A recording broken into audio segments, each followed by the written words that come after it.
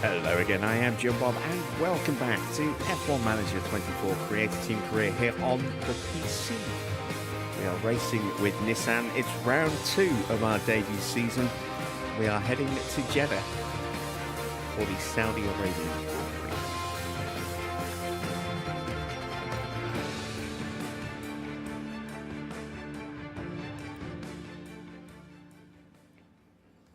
And said Grand Prix is 4 days away. We are coming off the back of a decent opening race. Performance in the car just isn't there at the moment and probably won't be for a little while.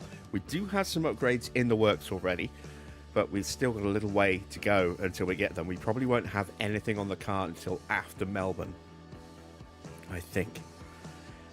Maybe Melbourne if we're lucky. So we're kind of stuck with a horrible car right now, as you can see. Mid-pack in terms of tyre wear, not great. Lower end of the field on the engine cooling. Everything else is appallingly bad. And it's not really all that close either. So we do not have a good car. We have an okay driver lineup in Schumacher and Porsche. And I was not expecting much in our opening race at Bahrain last night, but we actually managed to get 14th. Now, there were definitely some elements of luck involved in that, but by and large, we actually did a pretty bang-up job. I'm just going to see what this looks like if we change the colour of our logo to white.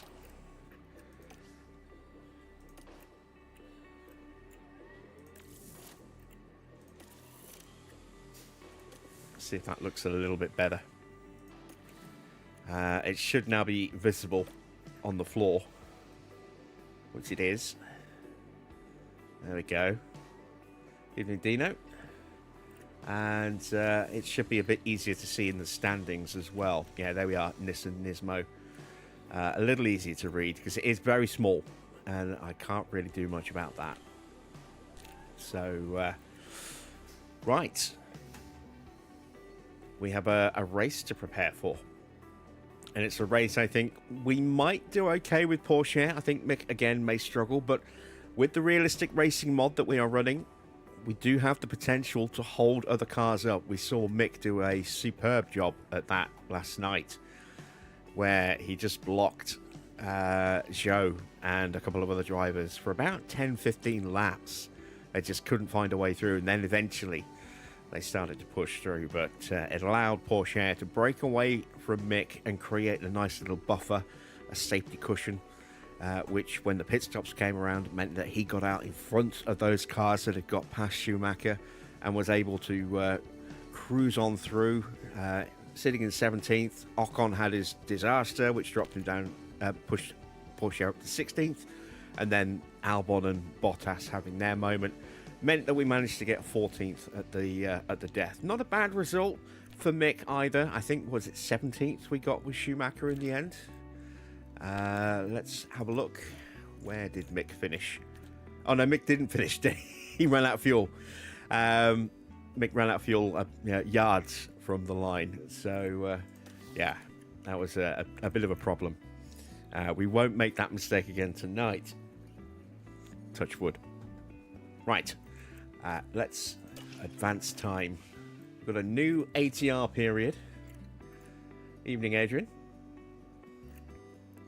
So we have 6 MAU hours and 92 wind tunnel hours, but we do not have any slots available.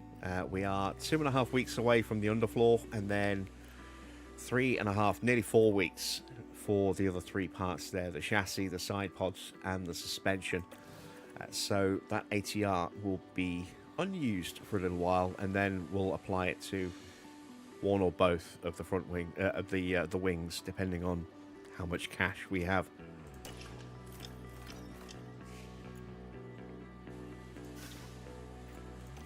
So race preview. There is the current standings. Max got the win in the opening race ahead of Sainz and Norris. What I have done is I've gone into the database editor and made a few tweaks. Let me just move chat to the top of the screen. So I've given Piastri a little buff. He was a 70. What was he? I think it was an 82 overall. I've pushed him up a couple of points. I've bumped Antonelli by a couple of points. He was a 73. He's now a 75. Made a couple of little tweaks to a couple of individual drivers. Nothing substantial. And what I have also done is gone in and put all the driver contract changes in for next season. So, or change the current contract based on what we know in reality. So we know that Norris is contracted until 2027, not 26 as he is in the game. So we've increased his contract by a year. I've upped his wage a little bit as well. So he's now on 18 mil a season. Piastri is now an 85 overall, as opposed to an 83. And his contract runs until the end of 28. The contract moves are programmed in, so you can see Valtteri is going to Mercedes at the end of the season on a 2-year deal. No, sorry, a 1-year deal as a reserve. Gasly has got a new contract, just a 1-year contract, but it's moving him from car 2 to car 1 with a slight bump in wage as well. Ocon, we know Ocon is going to Haas. He's going on a 1-year deal because that's all we know for definite at the moment, is that he's only there on a 1-year deal. He might be there for more, I'm not sure. There is Hulkenberg. He's contracted on a 1-year deal as well to the end of 2025, beginning of 26, I think. Yuki Tsunoda will be joining Red Bull in the second seat next season to replace Perez, and so on and so forth. So Magnussen and Ricciardo will be off the grid. Lawson will be going to RB on a 1-year deal. Stoffel will be off the grid. Not Stoffel, sorry, Logan. He's out of contract. Sainz going to Williams on a 2-year deal, I believe. It says 1 year in there, but it should be 2 years. He's contracted to, I think, the end of 26. I do need to make some initial tweaks, some further tweaks to the contracts. I went on what I knew for definite, but I did that today, and I didn't really have time to really dig deep and investigate because I had a lot of other stuff I had to get done as well. So over the next couple of days, I will go in and just tweak those a little bit further. But all of the actual moves of the first team are now plotted in. So if we scroll down to... Where are you? Where are you? There you are, Kimi. You can see that Kimi is starting on a 1-year deal at Mercedes next season. I'm not sure the length of his deal. George, I think, is contracted definitely until the end of 2025. I don't know if he's contracted to Mercedes beyond that. Bortoletto going to Audi or Sauber for next season, and so on and so forth. So all of those moves have been programmed in. So there shouldn't be much movement in the transfer market. I do need to do a little bit of tweaking with staff. That still needs to be done, but I'll get around to that. It'll all be in place by the time we get to next season. Right, let's see what our targets are. So we went 21st for Mick. Do I think he can get 18th tonight? I'm going to go 20th for Mick tonight. I'm not 100% convinced he's got enough talent in that car to be able to get it up to 18th or higher. Porsche, pretty sure he does. So we'll go 18th with Teo. And let's go to Jeddah. We're here in Jeddah, where the tension is boiling as we head into the Saudi Arabian Grand Prix. We're on the shores of the Red Sea in the shade of Jeddah's skyscrapers. This might be a dream setting, but as we know, in Formula One, not all dreams come true. In the last round, Max Verstappen flew to victory, the Dutchman proving that he can be absolutely unstoppable when he's in such fine form. And with that, I think it's time to get started.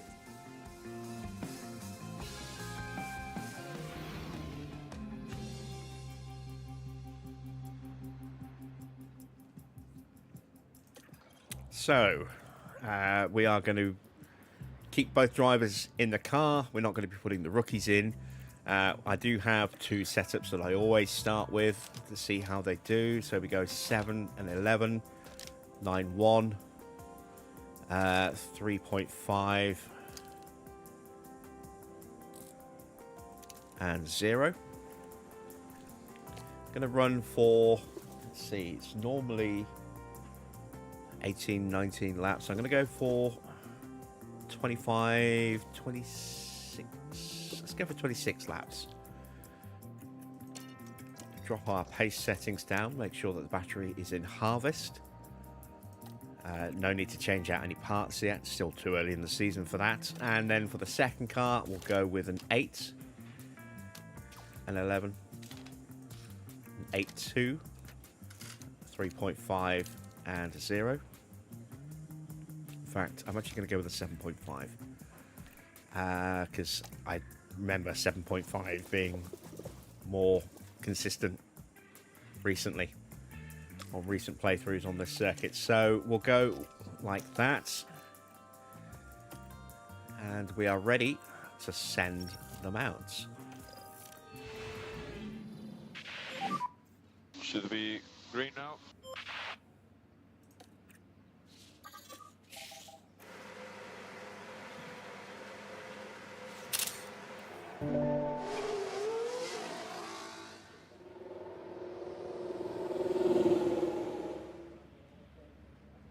And again, we may need to tweak our graphic settings as the weekend progresses.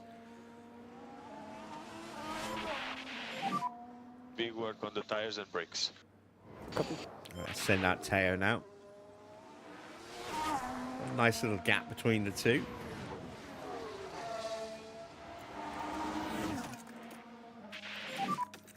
Get them avoiding curbs and driving in clean air. Yeah, loud and clear.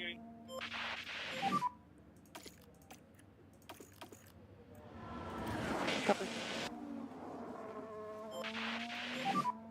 We need to be now. Copy that.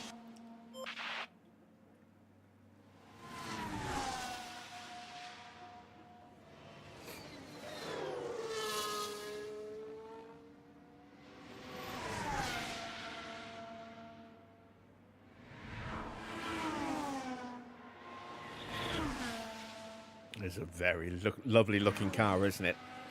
So all of the mods are now listed in the description of part 1. They can all be found on overtake.gg. We're using the Maximal Graphic mod, version 4.2.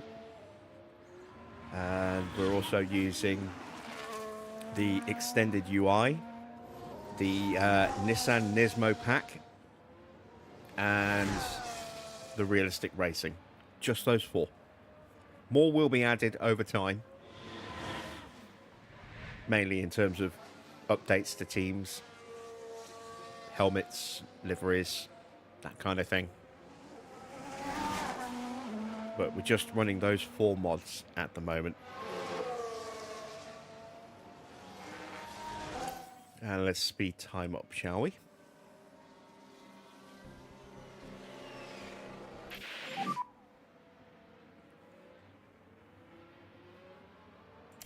Tires are on the cold side. I am not fully ready, okay?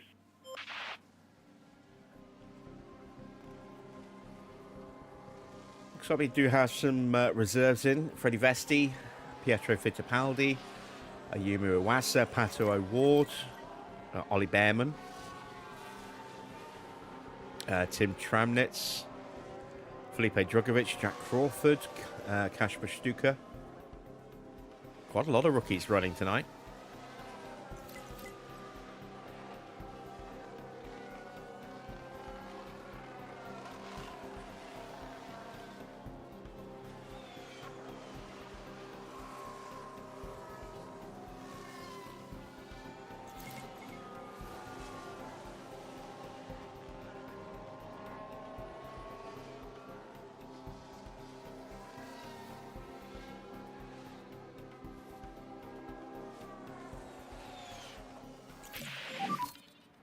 know your feedback. All right, so Mick has got feedback. So has Teo. Let's see what they think of the car. Give me some feedback when you can. They're both in great, which is not the most encouraging. 86 and 82. Ooh. Okay. So probably going to have to move the rear wing, and that could go either direction, but my guess is it's probably going to go up to an 11.5. Let's let them finish their runs, and then we'll take a look and see what we need to change.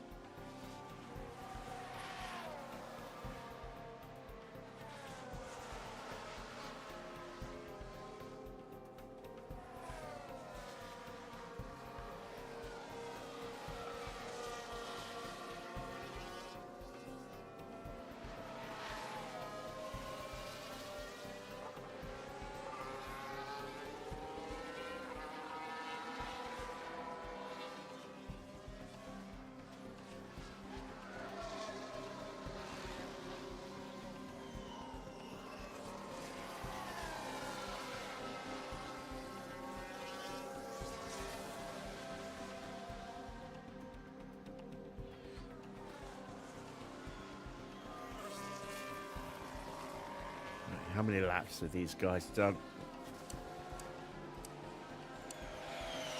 23, so a few more to go yet.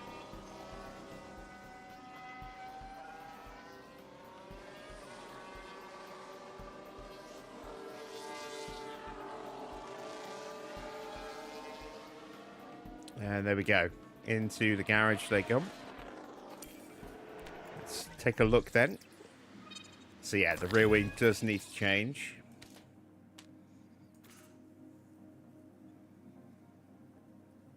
Need to find 14%, so that's probably not enough on its own.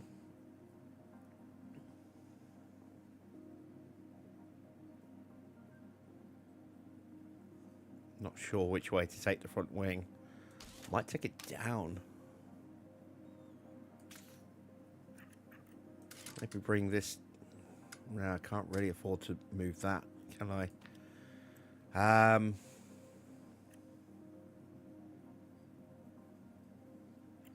Let's try that. I don't know if that's going to be enough. We may have even have moved that the wrong way. It may actually be a 10.5, but we'll find out. Let's take a look at Teo. So Teo need to find 18%, so we need to move this as well. Let's go something similar, maybe. Or maybe we go the other way. Let's push that up to a 9.1. Let's bring that in a bit to there.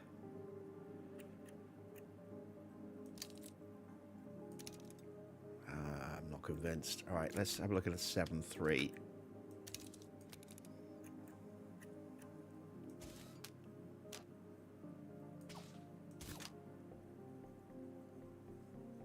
Let's go with that. See how that works.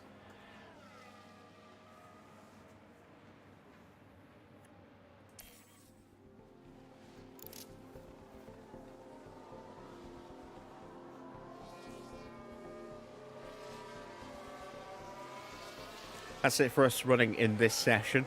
Just need to run out the clock, and then we can run these changes in session 2. Hopefully, we'll make some improvements with both drivers, but I get the feeling that at least one of them is probably wrong. Hopefully not both of them.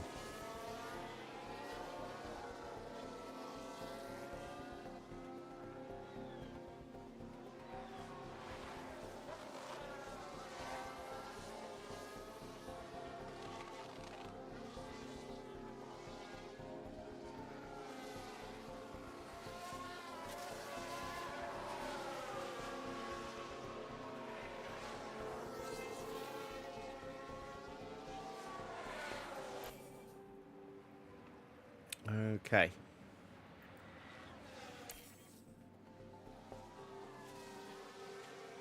Ferrari's looking pretty handy. Top at the moment.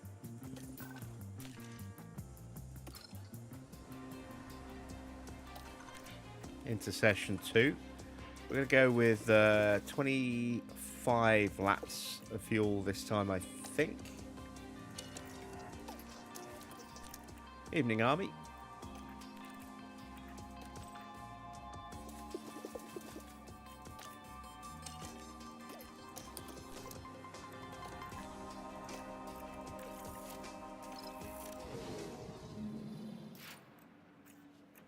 Let's send out Teo first this time.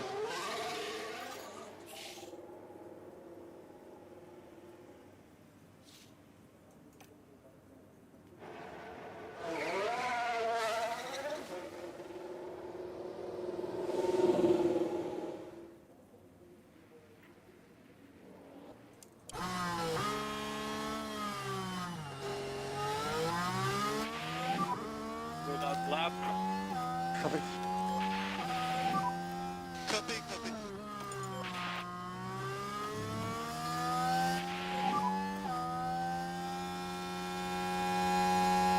Copy.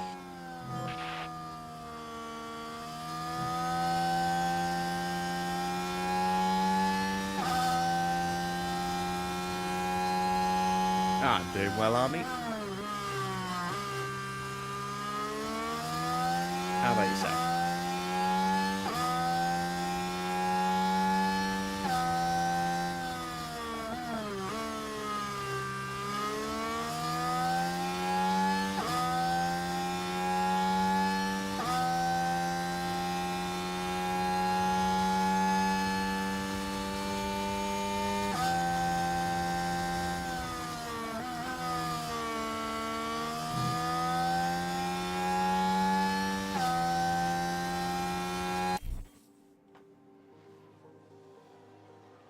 All right, the feedback loop begins. Let's see if it's going in the right direction.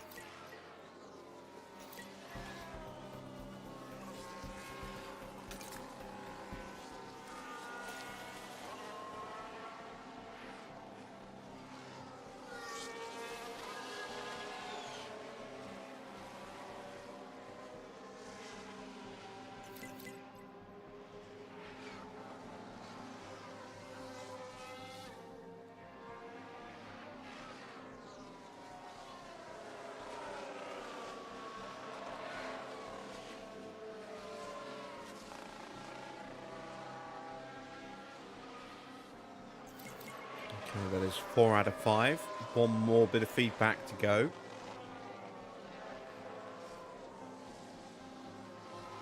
Keeping my fingers crossed on this.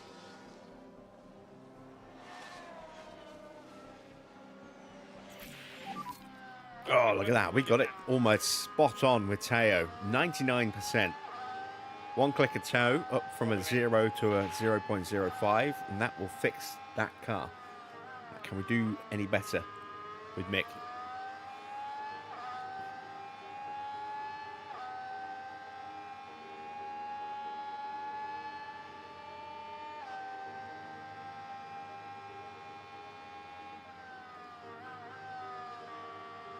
Come on, Mick.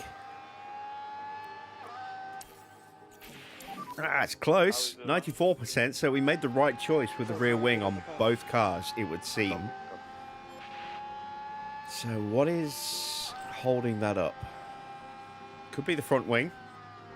Could be a couple of things. It might even be the roll bar on that there.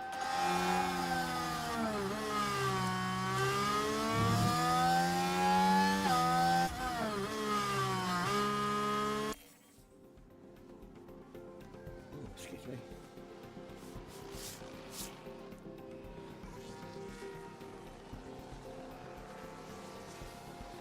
Max and Charles have set identical laps.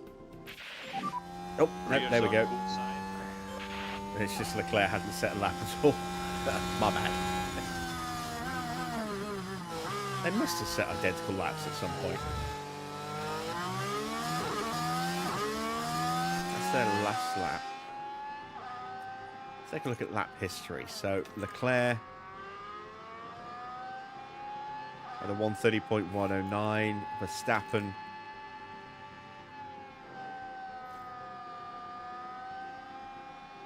okay, where did that come from then?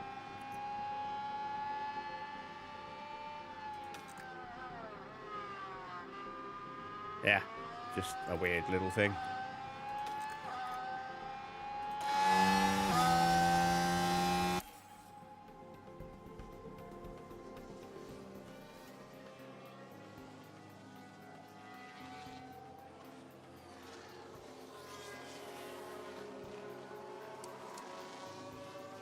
Couple more laps to go and they'll be in the pits.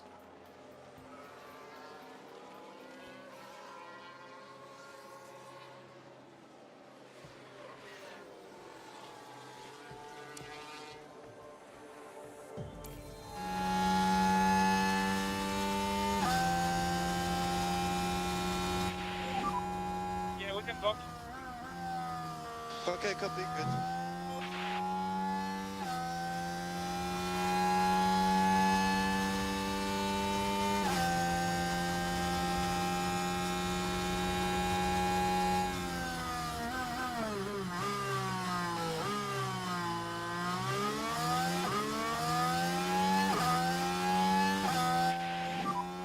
Pit lane.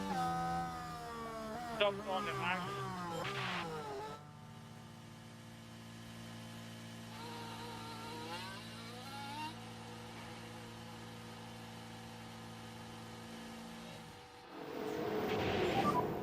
Copy, pit entry. Pit limiter on. Stop in position.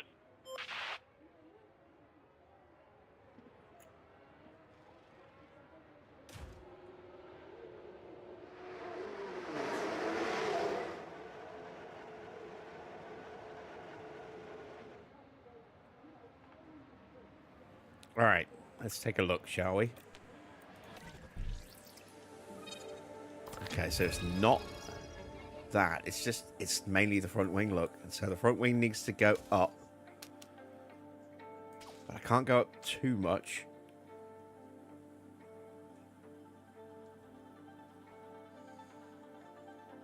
So a little change there. That's potentially 3%. That's maybe 3%. Those hopefully, yeah. We'll try that. We'll just see if that works. So we need to reduce the run plan so that we can confirm the change. There we go. And it's just one click of toe, and it can only go one way, like that. Again, reduce the run plan so we get the confirm option.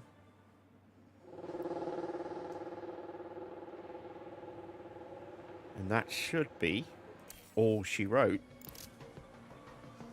So what is our current prep level? 93%. So a decent run, 20-ish laps in the next session. And getting that set up right should get us all the way up to 100% driver prep for the race, which will be really, really helpful. Any little advantage that we can gain, we absolutely need to, because we have one massive disadvantage in the car, and then kind of a mini disadvantage with our driver lineup as well, being the least, well, the lowest rated driver pairing on the grid.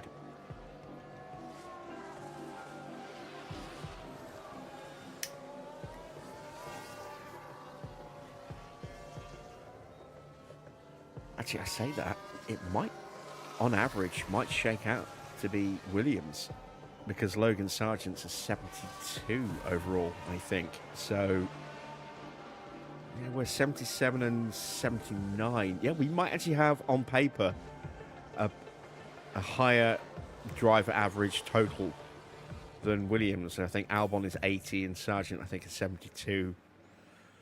So theoretically we don't have the worst lineup. That's quite nice.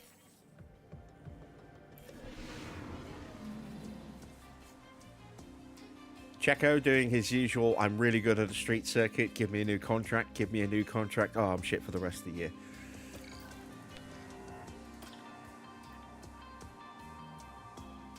Spoiler alert, he's not going to get a contract.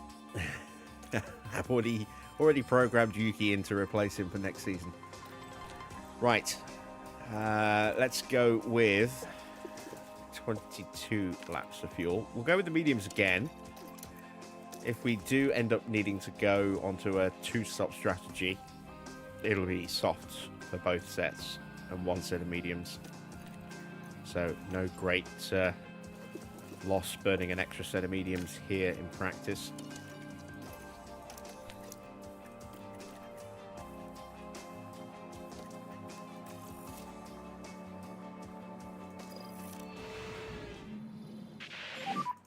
Should be green now.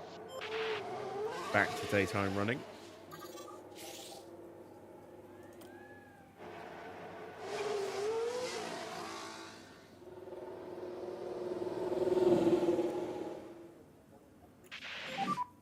Working on those brakes and tires.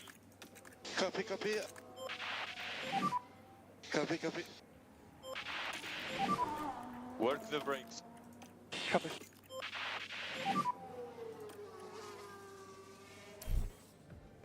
Copy. And now we just need to wait for the feedback, see if we get it right. It's been a very quiet practice. No incidents. I haven't seen a single yellow flag flash up. I mean, maybe I just missed one, but I haven't seen anything dramatic happening. We've had no lockups of any kind that have prompted a replay. We've had no VSCs or red flags.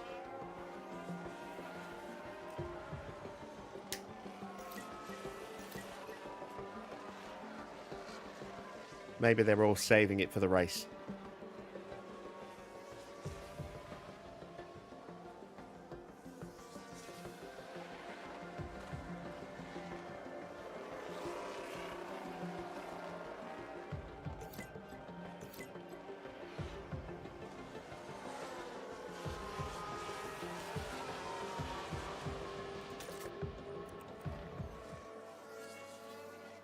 Driver prep at 49%.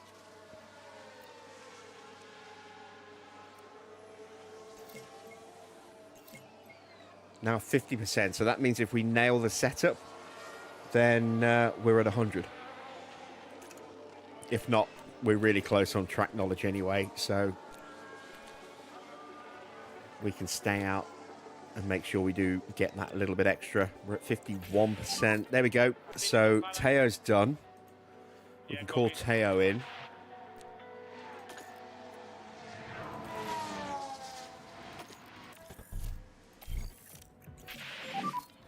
Any feel on balance? And Mick is also at Okay, copy. maximum as well. So we can call him in. And that's it. We are done with practice. We box this lap. Understood. Both of our drivers are fully prepped and ready to go. Box. Pit limiter on. Stop pit position.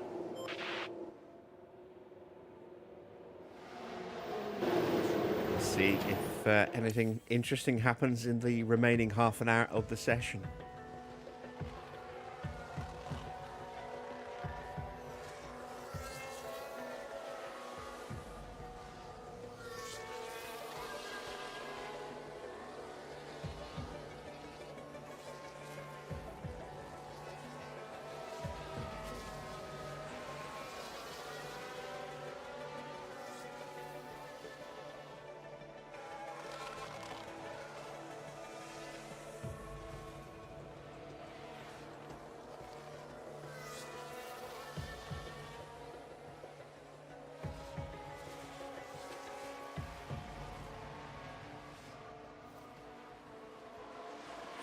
Yeah, so far everyone's been on their best behaviour, haven't they? Even Stroll, Sonoda, Sargent. All kept their noses out of the barriers.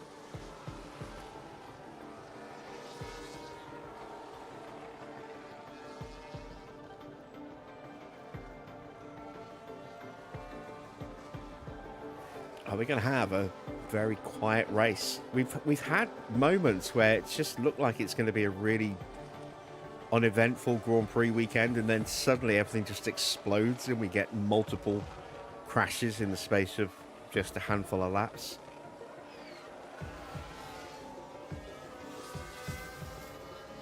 So even if it starts slow, it may well, business may well pick up at some point in the Grand Prix.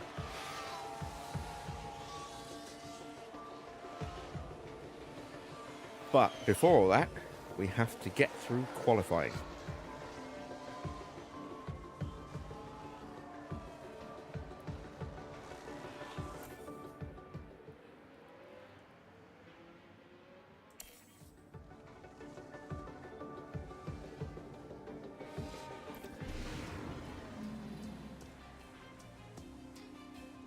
So Oscar tops the final practice session.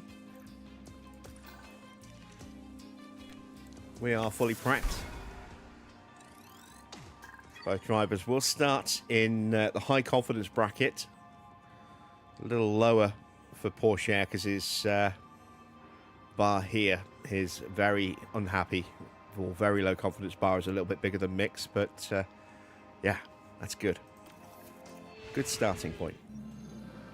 Our weekend continues with qualifying as the drivers fight it out for a strong grid position. Jeddah's high-speed street circuit is rather prone to yellow and red flags during qualifying, as drivers and walls often meet. Strategists will be looking for the perfect gap, but need to make sure drivers get their lap in. Now there's been a bit of talk lately about Oscar Piastri. Karun, how's he been doing? They set a great lap in practice, so you can only imagine how good they're feeling going into qualifying. But the big question is, will they be able to keep this performance up? There's not much left to say, so let's get into it.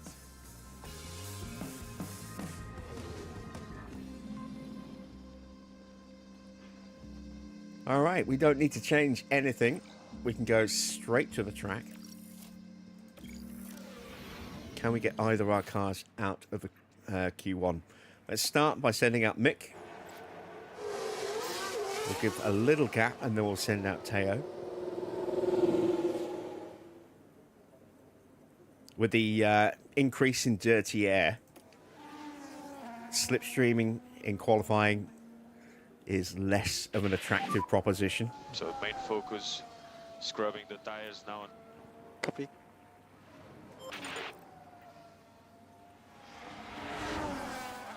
Especially considering how bad our car is in dirty air right now. Copy. Onto the sectors. And Norris is joining us out here in the opening minute. Here comes Alonso.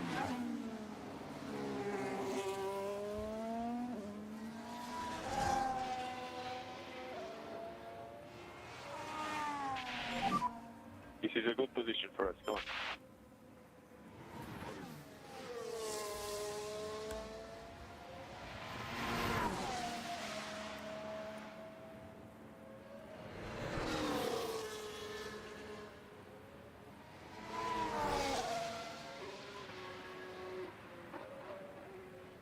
No sign of anyone else yet. That's encouraging. Please, so I say please don't pop out the garage, and immediately didn't even get the chance to say please, and the signs popped out.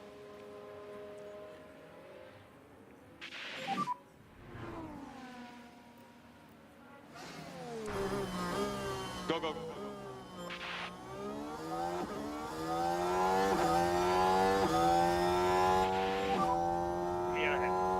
At least we're going to have a little bit of time before we come up on the back of him, so we should get through Sector 1 unimpeded. it looks like Porsche will get through without anyone popping out in front as well. That's good. So let's minimize that now.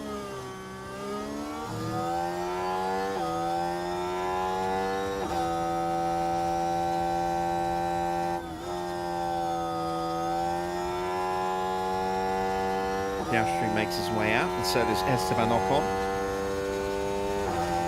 We are still looking for the back of sights. No sign of him yet.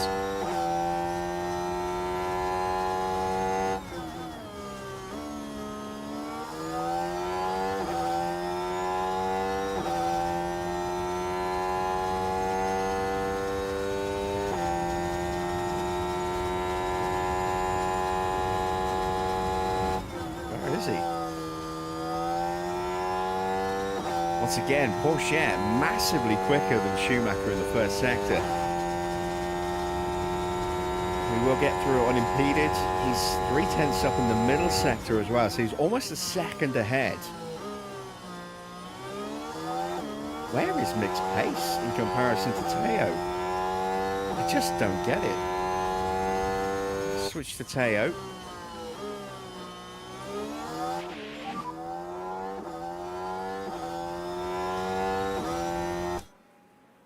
Try to push with entry. Copy. 1.3 seconds difference. Up 6/10 in the first sector, 3/10 in the middle, another 4/10 in the final sector. And then Norris goes a second and a half quicker than Teo. Where is Mick's pace? I am genuinely shocked at how big of a gulf there is between the two. And I'm struggling to figure out why. It shouldn't be that big a gap. No way should it be that big a gap. I mean, I was expecting Porsche to be quicker, but not by 1.35 seconds. That's a huge gulf.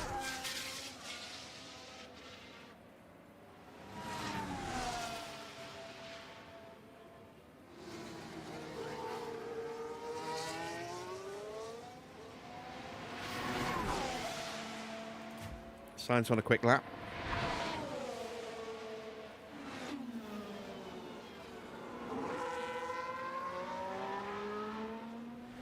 It's close to the barriers there.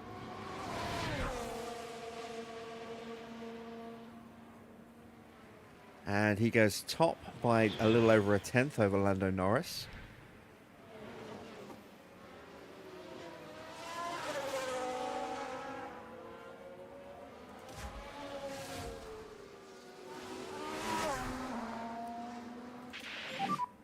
Good entry. There's quite a few cars on track now. Pit limiter on, please. Stop in position. Pit lane. Stop in our box. We're gonna stop in our box. You see Teo in the background. Yeah, where did all of that pace go? Tyres down to 89%. We'll stick them on again.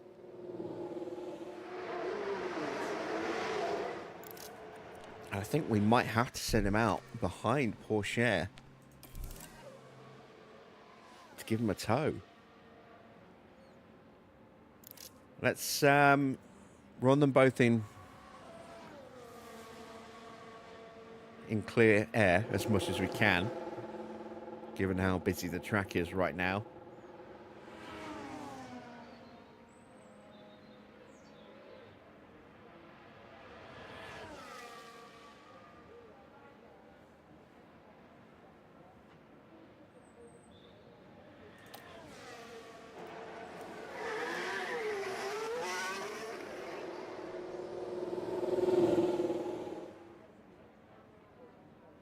I'm going to keep an eye on Schumacher's tyre temps this time as well.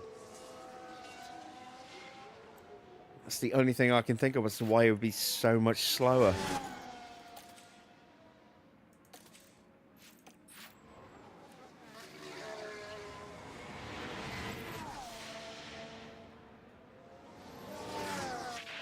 Make sure they heat up properly.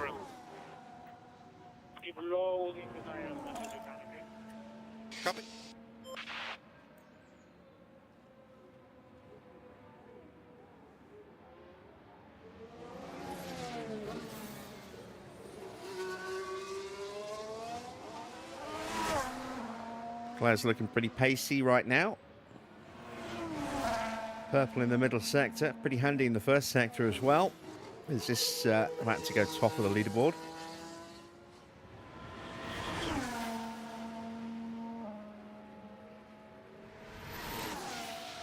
Here he comes up to the line. Purple in the final sector as well, and he goes 2.5 tenths clear of Oscar Piastri.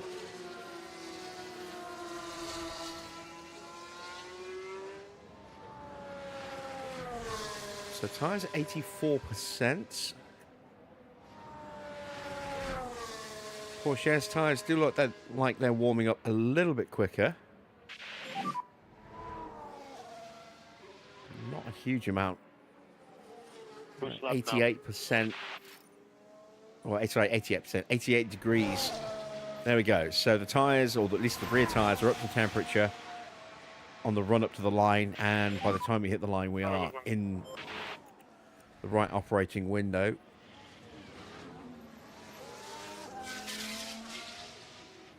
Got a couple of Mercedes in front of us now. Russell and Hamilton both on outlaps. And again, Porsche's tyres heating up. Actually slightly slower. But he did have to pull over, so maybe that's why.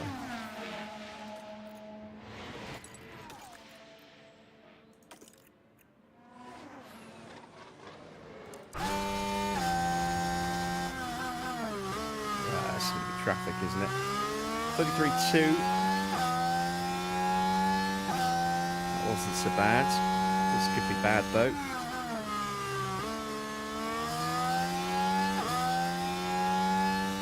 No improvement for Porsche. He did a 33.4. I think he got held up by the Haas. Unless that's Hulkenberg on a quick lap. No, it was the Red Bull. It was Verstappen. 28.0 for Mick in the middle. This is definitely a better lap. Into peak confidence. Down about half a second to Daniel Ricciardo's time at the moment. Brought a little bit back there, so we end up 3 tenths behind him. Porsche has not improved in the middle either, but he's much, much closer to Mick. What about the final sector?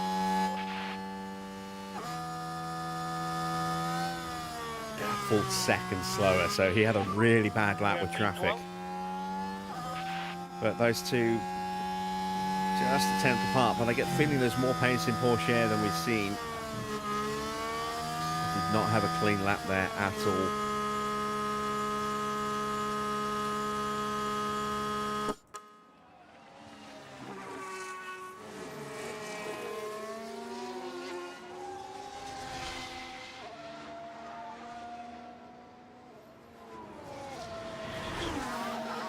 Out of Gasly's way.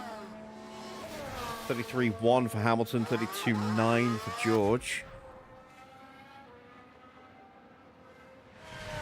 He's going to be coming up on Mick in just a second.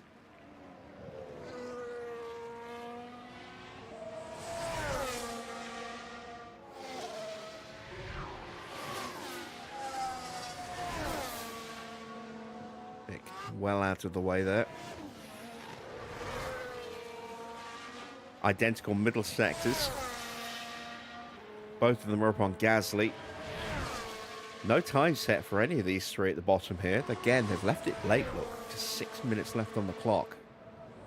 They'll have enough time for another run, but they have left it late. Gasly only goes P15. Hamilton only goes P14. What about Russell? Russell's only P12.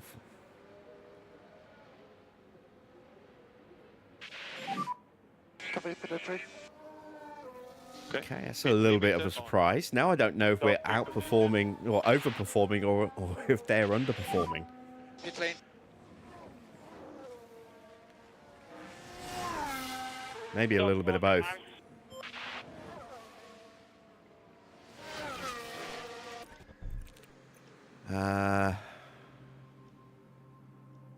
New tyres. confirm. I just want to check something. We should be running on the hardest difficulty. Yes, we are.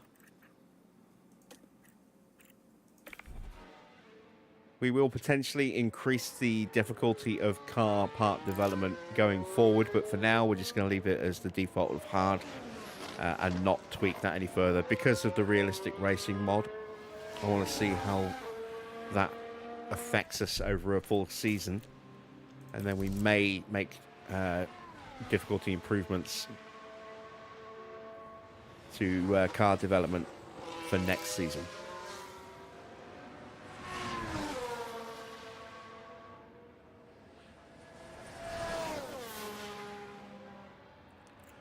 So, let's speed time up a little bit. We need to try and find a window to go out where we can avoid some of this traffic. There's a lot of it going to be on track. A mixture of cars about to start flying laps and cars already on flying laps. It's making it a little difficult to judge when's best to go.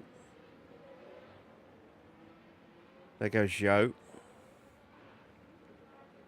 And Sonoda.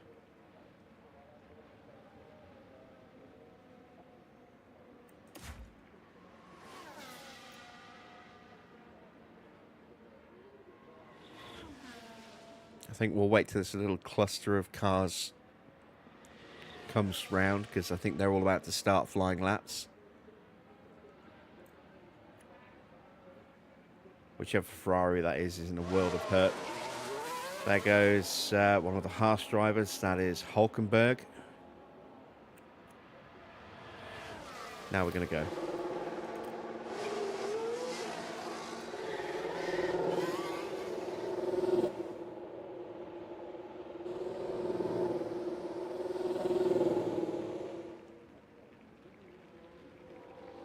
So we are currently through, but I'm expecting that to change. Front your tires. Copy.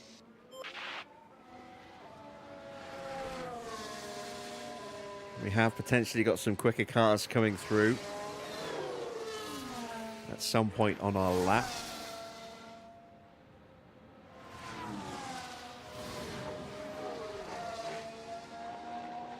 So Sainz crosses the line. He goes P4. Is that Norris into the pits? I think it is. No, it's Piastri. Piastri's into the pits. And one of the Red Bulls just boxed as well. That was Max. So they're not running again. They're done. Here comes Joe.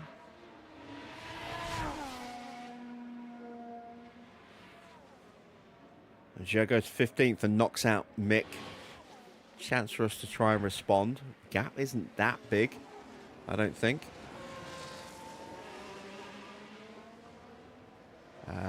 Perez into the pits. That's him out of the way. Is that an Alpine boxing as well? It is. So that must be Ocon. Yes, it is. And here we go. Could be a bit of traffic there. And push.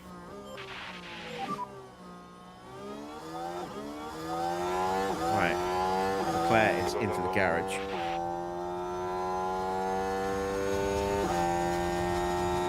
Removes another car. I think the only cars directly in front of us now are those on flying laps.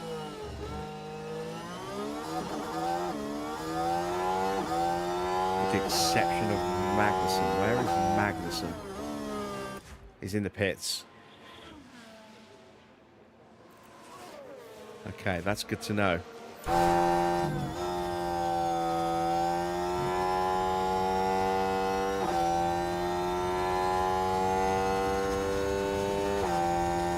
No improvement for Porsche. What about Mick? No improvement for Mick. We are in dirty air, unfortunately.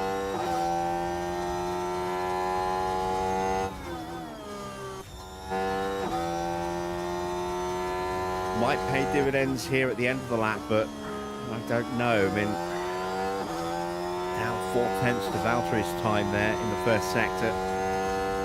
He has split our two drivers. We're down on Valtteri again there. Come on, Mick. Mick's down even further. Yeah. Porsche may squeeze through, but I doubt it. Hamilton is improving.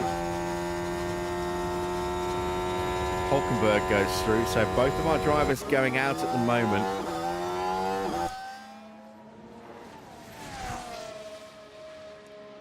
Unless we get an almighty final sector.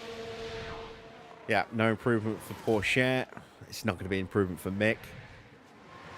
New tyres on both and just no pace there. Here comes Hamilton. Russell goes up to P9. Hamilton goes P7. Logan Sargent is trundling his way back to the pits. So we are out of qualifying at the end of Q1. We are going to qualify 18th and 20th, which ironically is their target positions for ending the Grand Prix. Not bad. Not bad.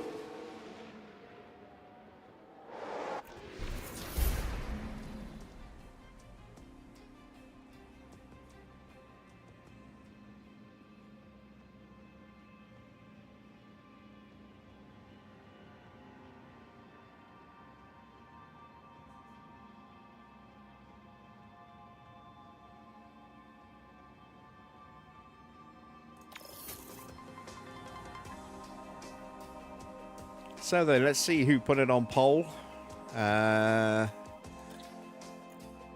Charles. Wow, it's a Ferrari front row. Leclerc on pole from Carlos Sainz. Max and Perez lock out row 2 to make it an all Red Bull second row. It's an all McLaren third row with Piastri ahead of Norris, and an all Mercedes fourth row with Russell ahead of Hamilton. Then in ninth, starting row 5, it's Lance Stroll, and Yuki Tsunoda is alongside him. Then we have Alonso in 11th, Albon 12th, Magnussen 13th, Ricciardo 14th, 15th for Hulkenberg, 16th for Ocon. Then it's Zhou, Porsche, Valtteri, Schumacher, Logan Sargent, and Pierre Gasly. That is your qualifying lineup for the Grand Prix. The drivers are getting ready here at the Jeddah Corniche circuit, preparing for 50 flat-out laps under the lights. Jeddah street circuit certainly makes the high speeds of F1 racing a thrilling affair. But even a world champion can be caught out in between the narrow walls, just as Max Verstappen found out in 2021. Jeddah Corniche circuit is hot and high-powered, demanding speed for the straights and a high grip level through corners that are tight to the barriers. Starting tyre choices will be crucial here, with teams ever mindful of opportunities that a safety car could give. The time has come to fight it out. It's race day.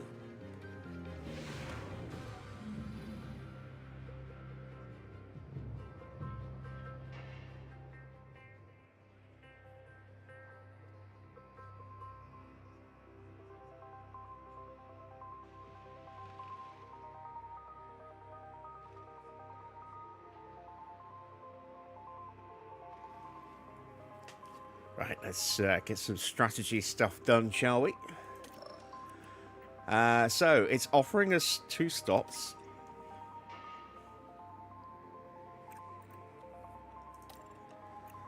Yeah, the 1 stop, probably a little bit beyond Schumacher. Unless... let's have a look at maybe doing that.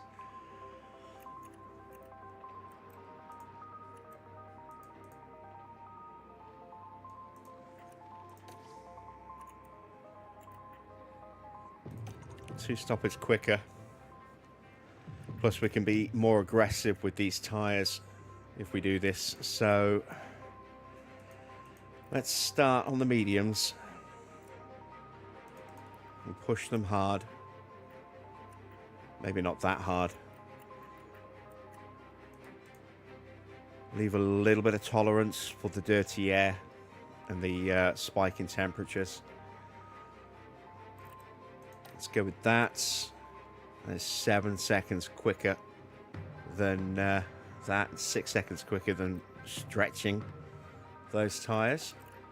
Let's take 2 laps of fuel out. And then we'll do pretty much the same, I think, with Teo.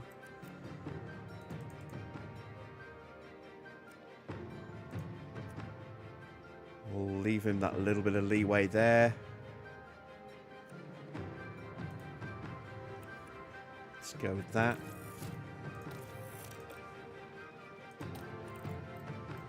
So looking to stop on lap 16, lap 17, 33, 34. That works. 2 laps out. Up the tyre pace at the start. 18th and 20th. Hopefully we can hang on and do an okay job at the start. Let's send them to the grid and see how we do.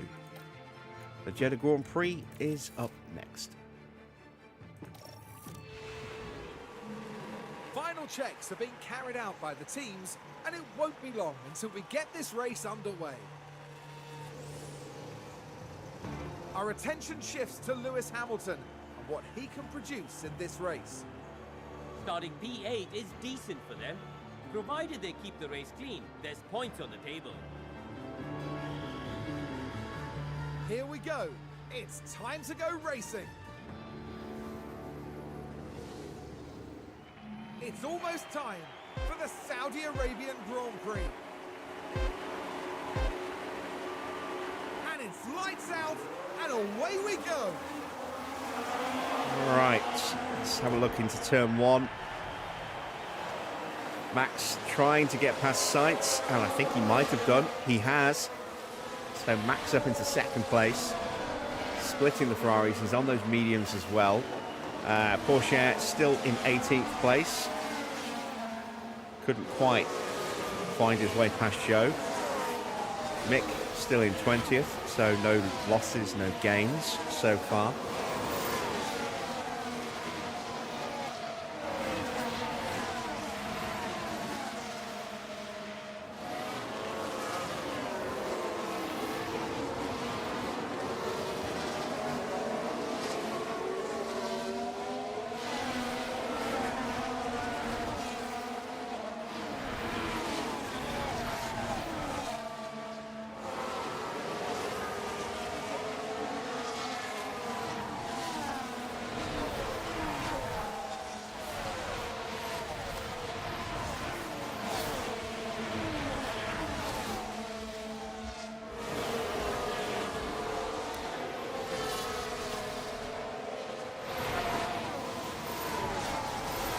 Leclerc looks like he's trying to break away from Max. Using those soft tyres. Joe has left us behind. Really don't want to use the battery this early.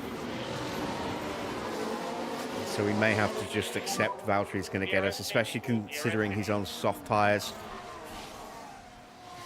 There are a few cars on mediums. We've got Ocon, Ricardo, Hulkenberg, the 2 Mercedes of Russell and Hamilton, Perez and Verstappen 1.4 ahead. on those mediums. Everyone else running softs.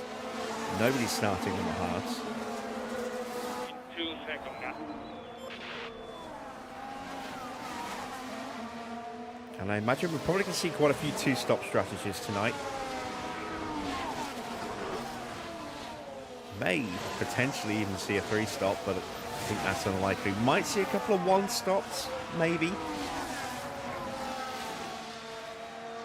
Mercedes might go medium to hard.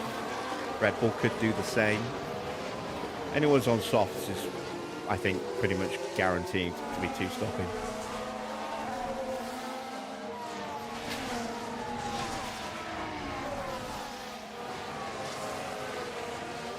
And we are back in range of Joe without having to try. Although Mick has now been dropped. So we might have to give Mick a little bit of a leg up. Okay.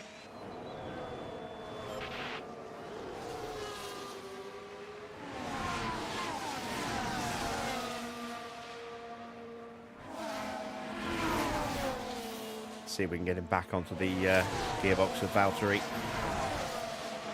This could be a lunge up the inside from the Alpine.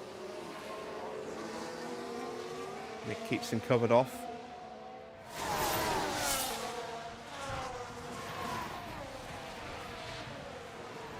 And this is, I think, one of those circuits where the realistic racing is really going to come into effect, because there's a lot of potential overtaking opportunities, but there's also a lot of areas where you stand to lose a lot of performance in that dirty air.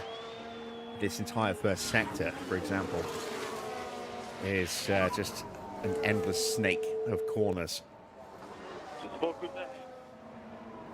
Porsche has now dropped out of range, so we'll now turn his battery on. Copy.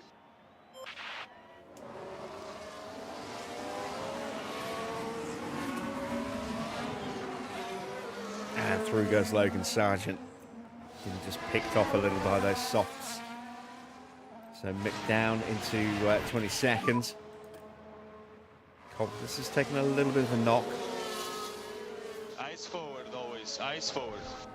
As long as we can stay with Logan.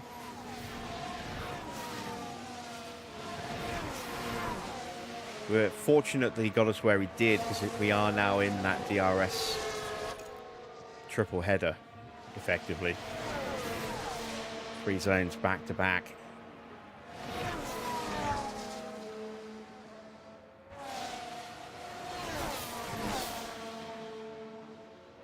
Might be a different story next time round. You can see our tyre temp starting to spike now that we are A, pushing, B, in the dirty air, and C, using the battery.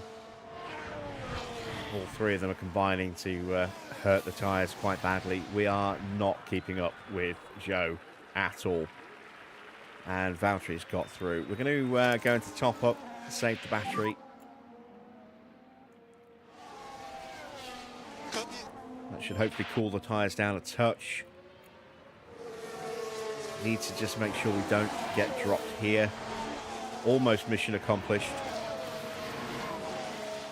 Got to get through the rest of this sector. And then we can turn Mick's battery down as well.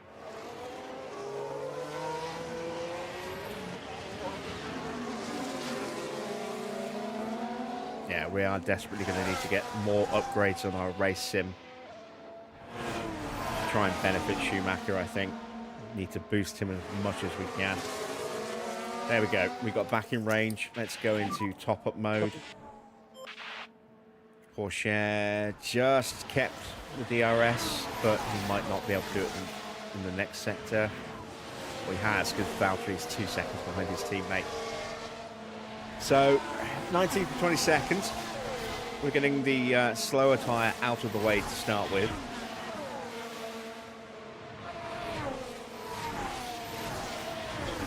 Hopefully that won't prove too much of a problem for us.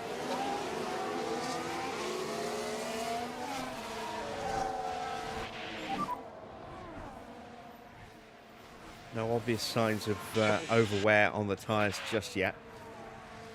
We will have to keep an eye on that.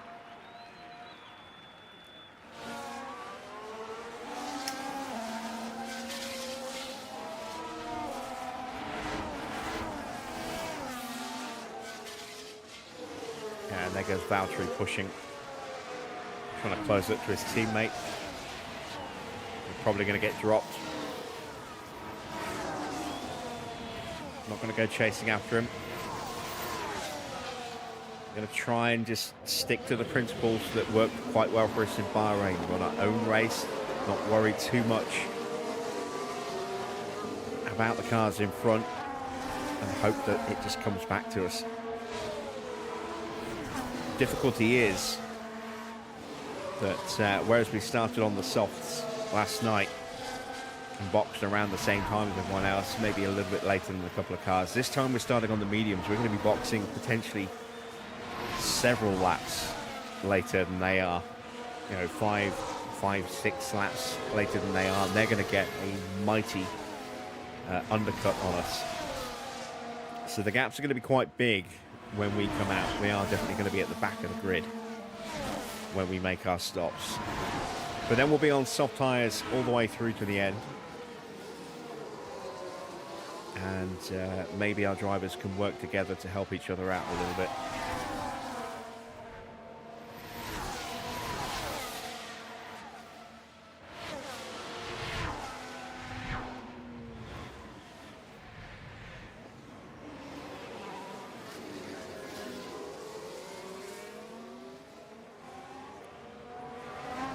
So it's looking a little tasty in the battle for 7th place.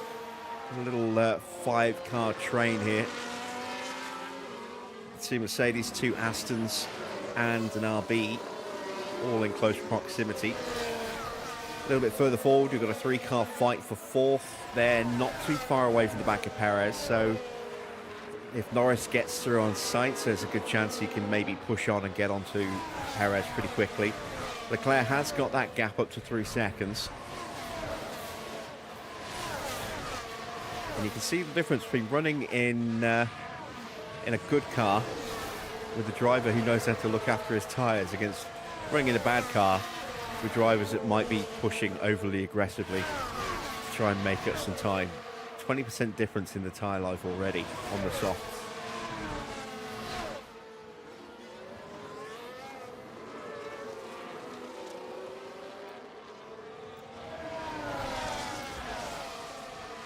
Meanwhile, Porsche is keeping Gasly and Sargent at bay, and we have a safety car. Okay, so pause. Safety. Follow Delta. And we have a choice here. Warm up your tires nicely. Let's first of all figure out who it was that crashed. Magnussen. Oh, yeah, there we go. I don't think that'll be a red flag. But we could potentially try something a little funky here. Let's see if we can pull this off. We can. Might not be the quickest.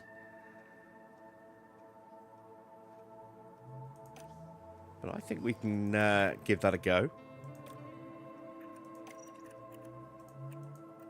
It'll be much easier for Teo, I think, to make that work than Mick. So there's that. The other option is that we actually go onto a set of hard tyres. And we're a bit aggressive, potentially, with those, or we just run them a bit longer. And go to a set of softs at the end, or maybe go soft now, hards at the end. Let's take a look at that, actually.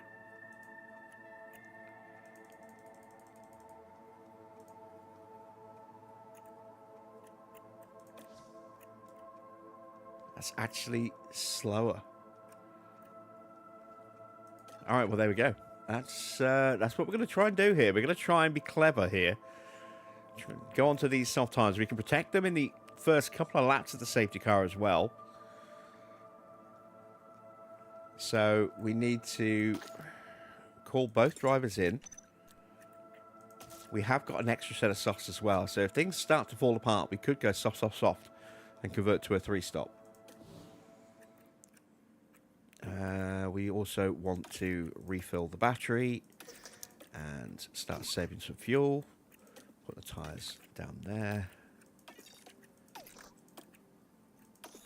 And call in Schumacher as well. Again, he's still got 2 more sets of softs as well.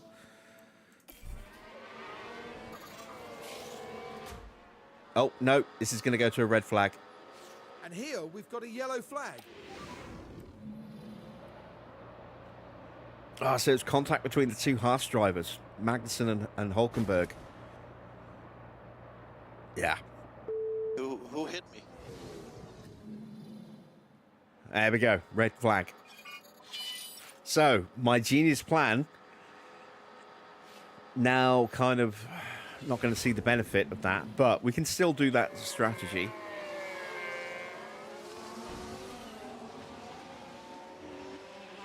Oh, sorry about that, guys. Is that both Haas drivers out? It's Hulkenberg out.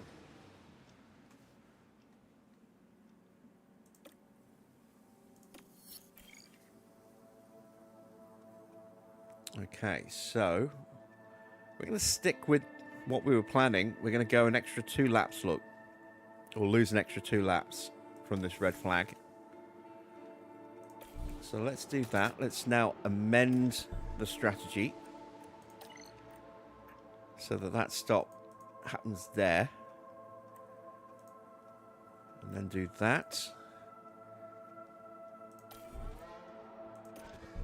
And then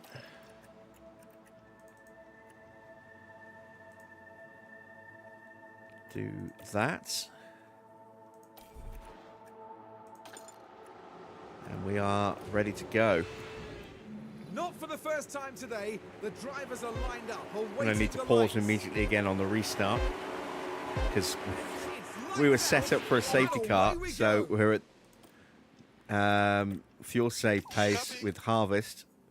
Don't need to do any of that anymore.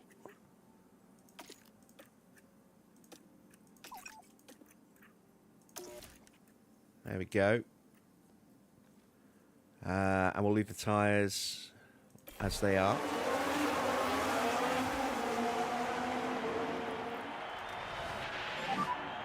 Copy. So Sainz has definitely lost out as he gets jumped now by Norris as well. He's trying to fight back. I think he might retake that position. He has, but it's Leclerc still out front. Max and Perez second and third. And Sainz and Norris still side by side through the first sector. Norris now moves ahead. Sainz comes roaring back through. Full commitment from Carlos Sainz there. And that's left Norris vulnerable to a lunge from Oscar.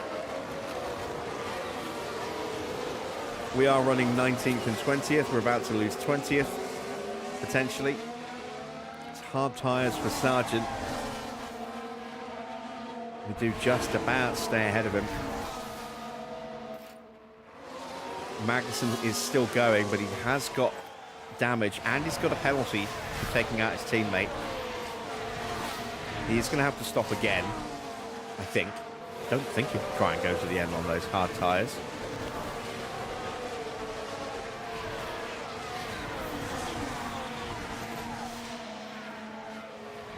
But if everyone who's on hards does try and go to the end, that means that we could potentially be in a pretty nice situation because we'll have nice fresh softs while they're struggling away, trying to make those tyres last. DRS in it.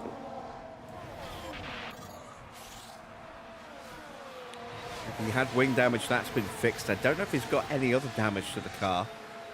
Until he serves that penalty, we're not really going to know for sure. That's a lunge there from Esteban Ocon. I mean, I'm imagining he must have at least some damage to the chassis or the suspension on that car.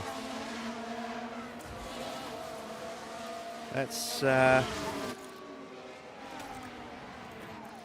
Mick not to go aggressive on the overtake. Same with Teo. We'll leave defense on medium for now. Yes, Mars on the move, okay? Actually, no, let's put that on low as well. Stick to the racing line. Copy.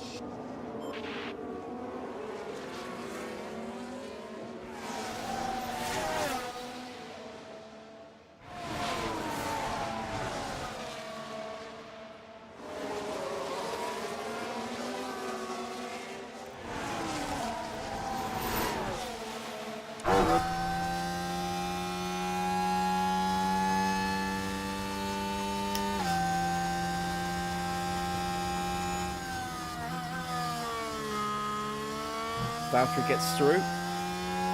These opening laps are going to be all about us just surviving, really. Well, not say the opening laps, I mean the opening races. It's just going to be about us just surviving.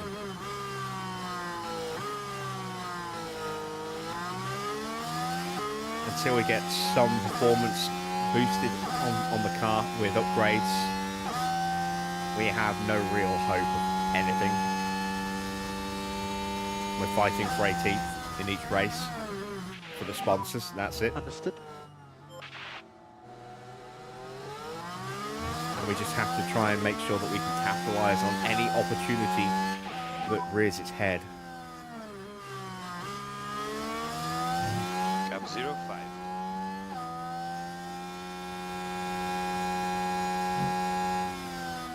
lap 05.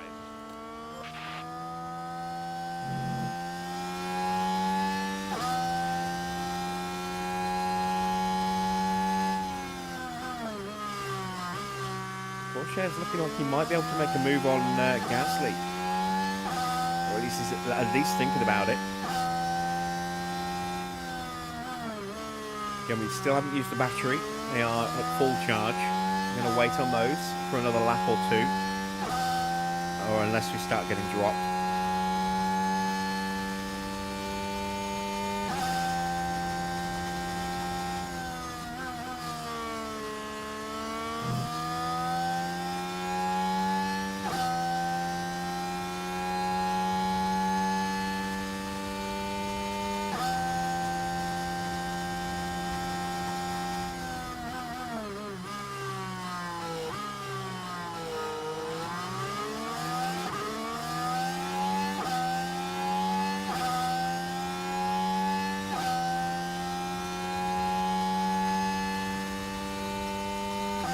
Mateo's having a look.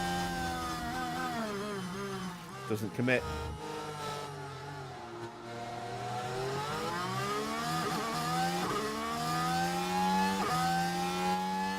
And that's fine with me. I'm happy for them not to overcommit. We're looking to survive a war of attrition with the rest of the grid in these opening rounds. Hope that they make mistakes, retire, and give us positions just by us keeping our noses clean.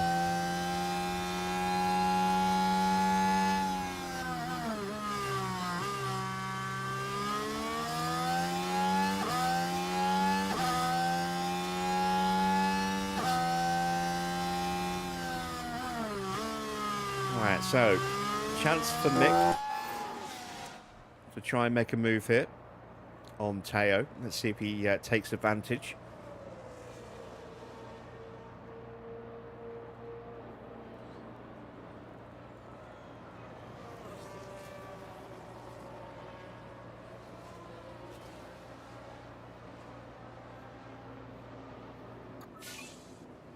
New fastest lap for Max Verstappen, a 1:33.2. It's considerably quicker than we're doing.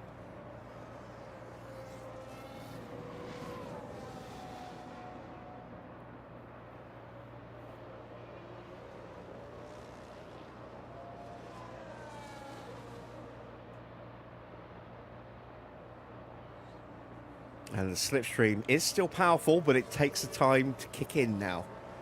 So we did close right up at the end of the straight there, but we didn't close up quickly enough. If we were using battery, probably would have got that move done. Speaking of, now is the time for us to use ours. Copy.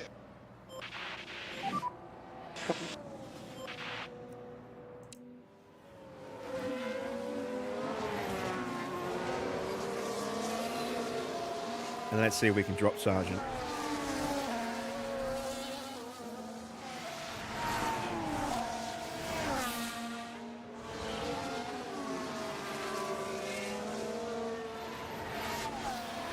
Not yet. Maybe. Maybe. Yeah. Didn't get DRS there. Still got a chance to pick it up before the end of the lap.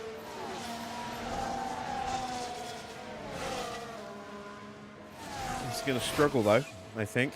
Science sets a new fastest lap, 1:32.6.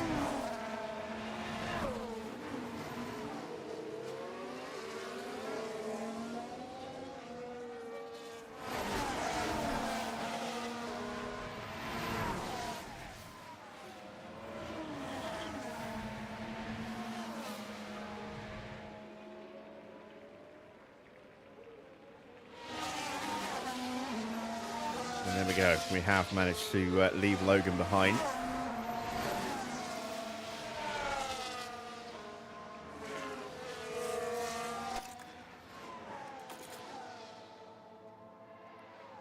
Looking at the tyre wear graph, it's not bad. It's about on target for prediction.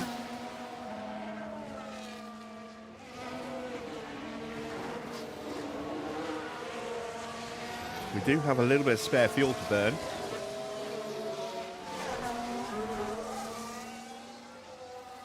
What I'd like to try and do is get into the DRS, the slipstream of Gasly and Zhou,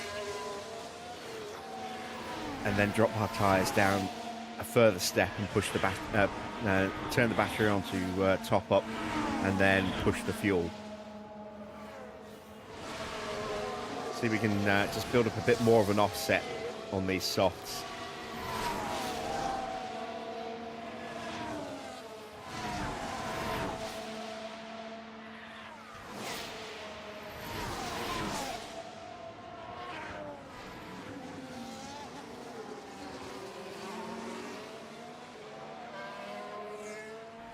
All right, there we go. We're in range, which is handy because we've just run out of battery. Copy that. There we go. Okay. Don't go crazy in the rears. Copy. So this is going to push our engine temps up, Copy. but hopefully it will keep the tyres in a relatively good operating window, at least for a few laps, before we have to look at maybe turning them back up a touch.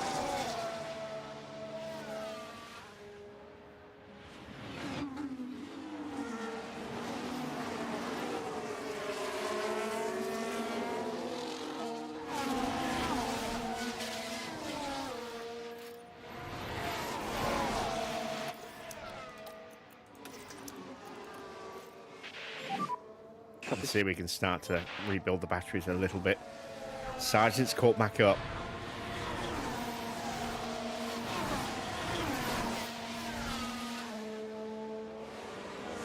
That's a little frustrating. And all of a sudden we are all over the back of Zhou.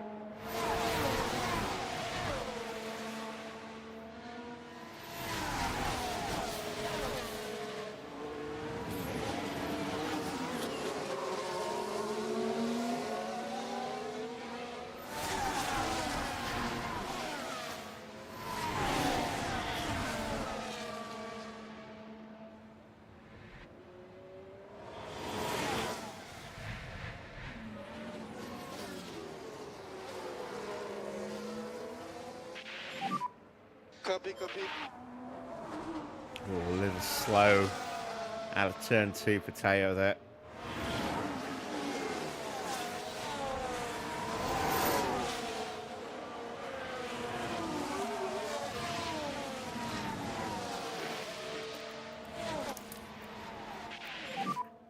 Copy, copy. Let's turn the batteries to top up again. Just lost a little bit of ground and momentum.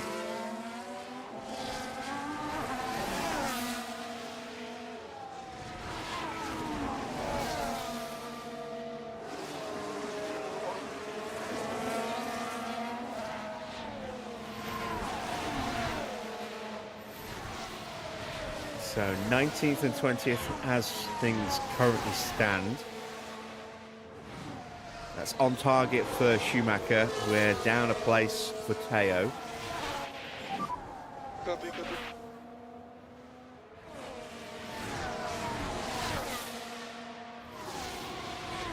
We're positioning ourselves nicely for a good stint here. And Valtteri's in the pits already. Yeah, nobody's trying to go to the end. Look at those hard tyres, everybody. They're worse than our softs right now. Set of mediums for Valtteri.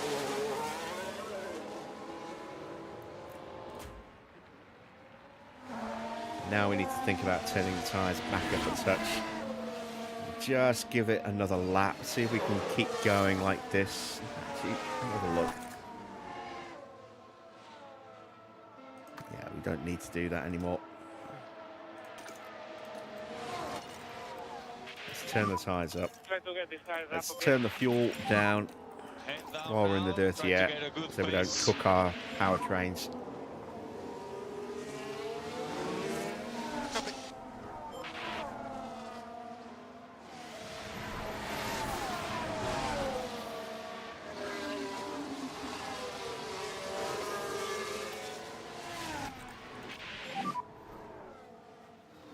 We're going to be having a crack at the Copy that. back of Joe's car in a moment. So we put the battle assist on to help with that. We get side by side. We want that little extra oomph in the battery deployment.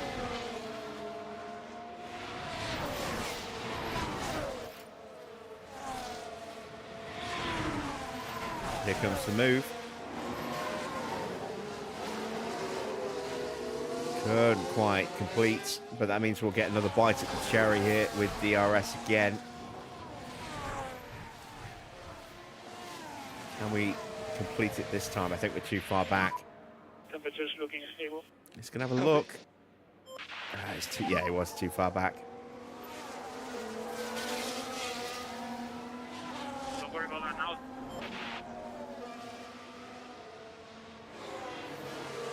Valtteri's going to catch the back of this little pack pretty quickly in that clean air. And then he's going to hit a wall and he's just going to struggle to punch his way through, I think. I hope. So we are now target +1 for Mick and target for Teo.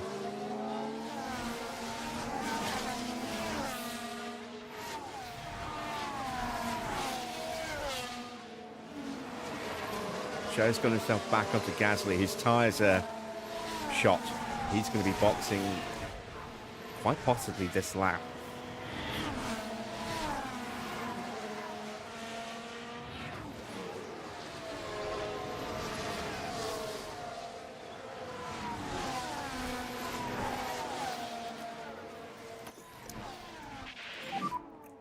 Copy. Copy that.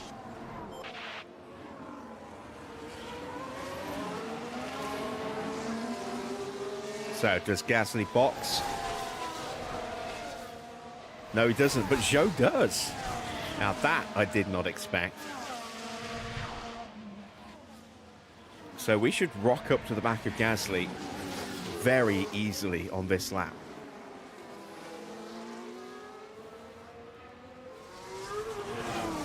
Even in harvest mode. And then we'll try and get both cars through if we can before he pits, just to give them both a confidence boost. Copy. Copy.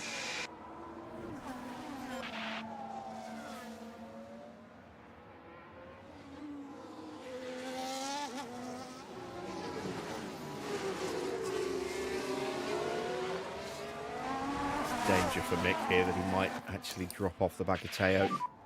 Copy. Copy.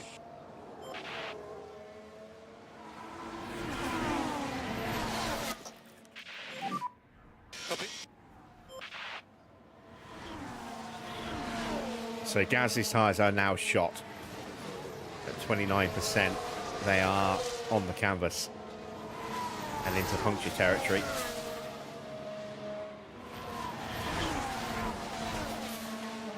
Through goes Porsche. And Mick get through as well. Has a little look. Great job. This time Gasly dives into the pits. Mick did not get credited with the overtake. In fact, Mick actually lost for a little confidence for a failed overtake there, frustratingly.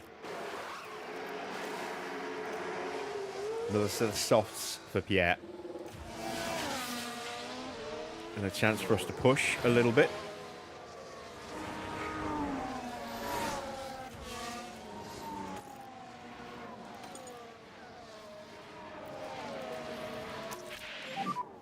How are the Good, it's okay. And there you can see Valtteri. Copy, copy.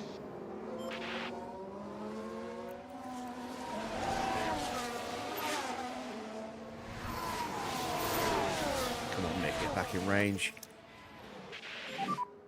Copy, copy. Oh, it's another yellow flag. There's a new fastest lap for Charles Leclerc, 132.5. The lock-up for Joe, who's just come out the Guan Yu pits. is the focus here. Things were going smoothly The wheels just lock up there. By that point, it was just too late. He's done one lap on those tyres and locked them on the second, I think. And his tyre wear is down to 80% already as a result of that. Understood. Come on, Mick. Ah. Sergeant gets through. Yeah, copy.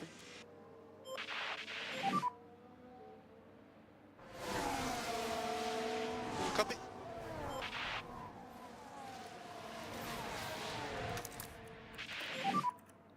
Copy.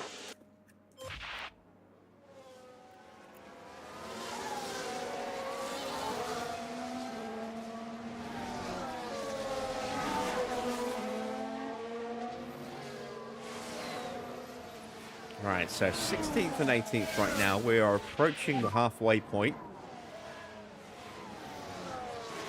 Evening, Harvey. 2.8 gap.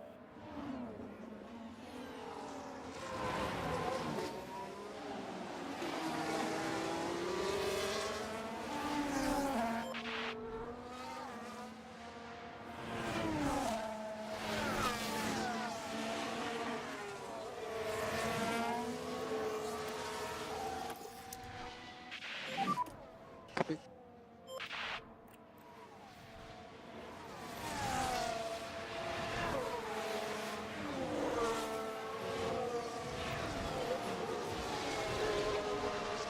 Magnussen has a penalty for taking out Hulkenberg. Brought out a red flag.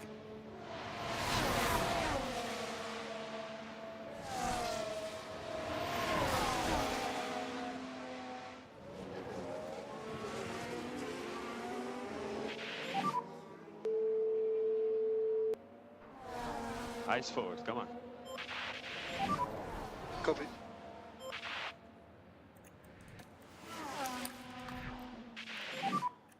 Copy.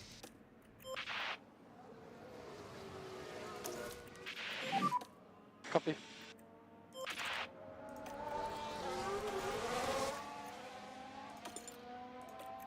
Now that they're not running nose to tail.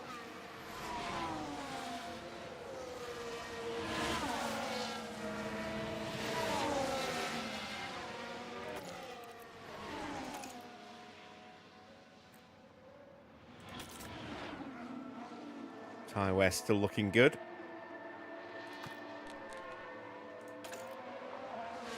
Sargent is trying to break away.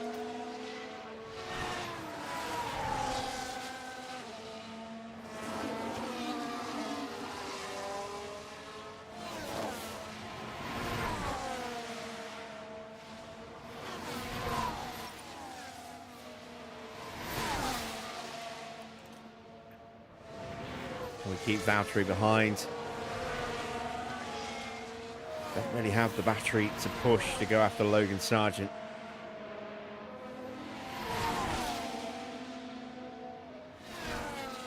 We want to try and frustrate Valtteri if we can.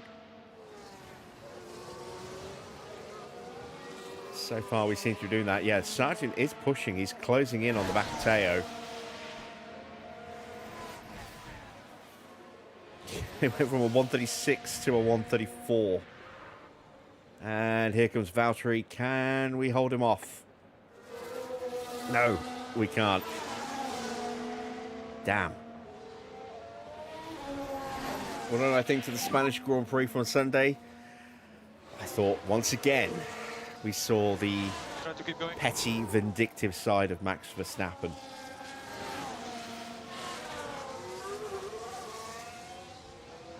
I mean, the race was okay. I don't think Max had a serious chance of a win. I think it was always going to be a McLaren 1-2, but you know, he was fighting for the podium.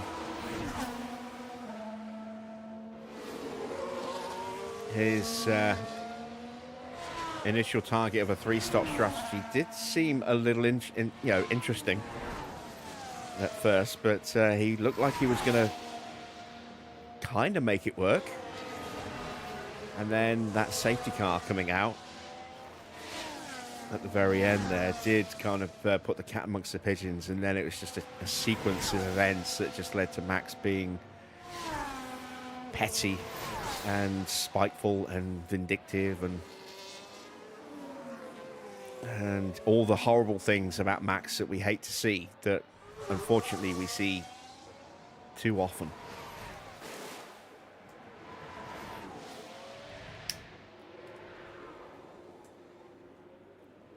Completely unrepentant in interviews on the Sunday, and then a day or two later posted his, I think it was yesterday, quote-unquote apology, where he didn't actually apologise if you analyse what he said.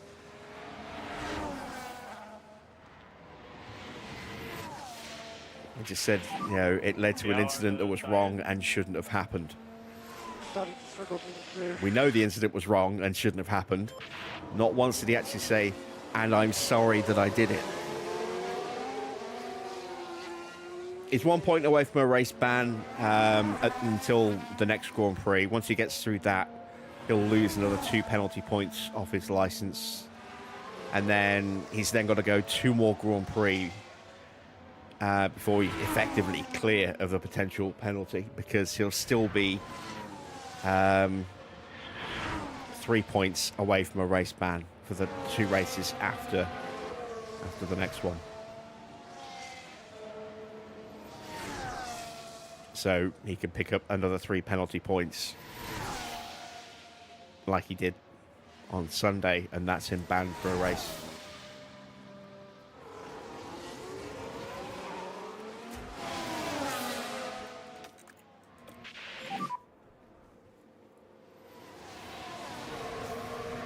Copy.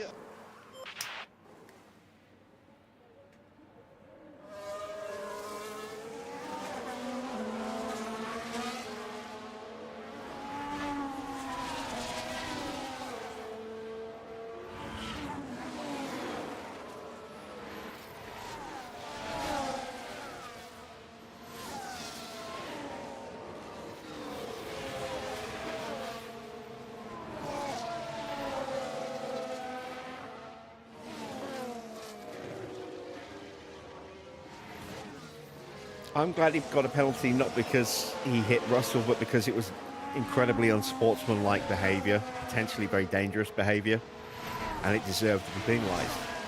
It doesn't matter who did it. Anyone who does that deserves to be penalised. If it had been George doing that to Max, I'd have been saying that George would be the one that deserved the penalty.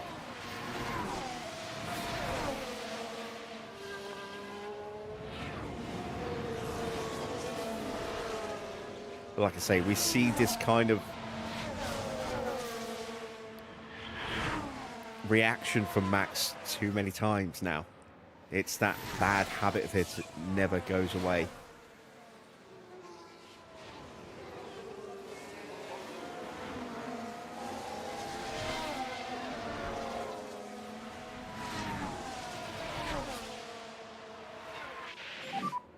You ready?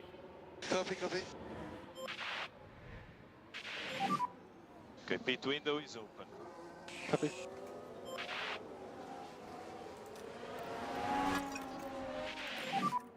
Try to pick up a bit more pace. Head down now, try to get a good pace.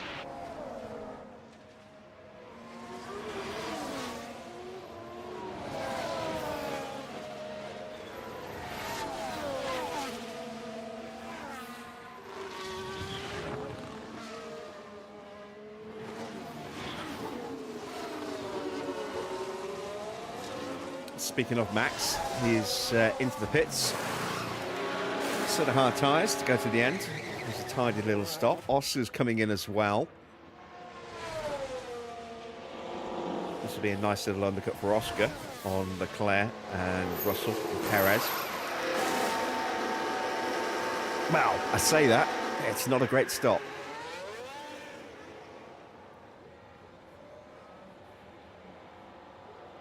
He should still get out in front of Hamilton. There is Lewis.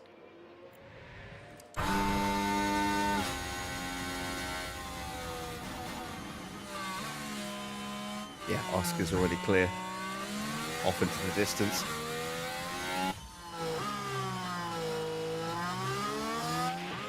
So Magnussen should box very soon. He's going another lap.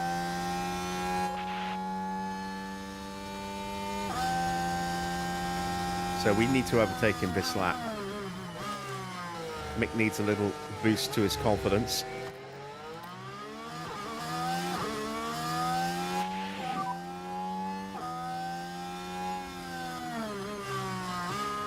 Eyes forward, clean driving, come on.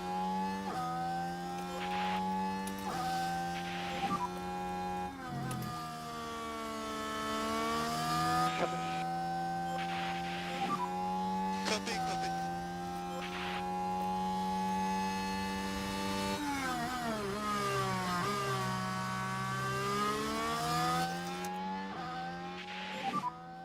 New fastest lap for Carlos Sainz. 132.0. Those times are going to start to tumble with drivers putting fresh tyres on. There we go, Norris, 131.9. Yeah.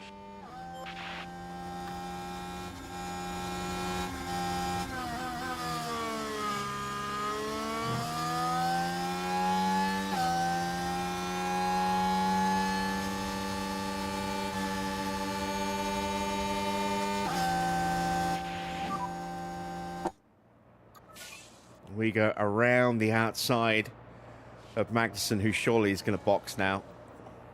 Sargent boxes in front of us. Eyes forward. Magnussen goes again. Oh. So not only does he have a penalty to serve at his stop, but he's now into puncture territory as well. And he's going to hold up Alex Albon for us. Not by a huge amount, but it'll all count. It'll all add up. We're still keeping Valtteri at bay with Teo. Currently running in 13th place, although we've got Ocon closing in on much better tyres. Albon behind Schumacher will probably get through pretty quickly. Albon is already through on Magnussen. So let's just go back into top up, save what's left of the battery. Another new fastest lap now for Carlos Sainz, 131.3.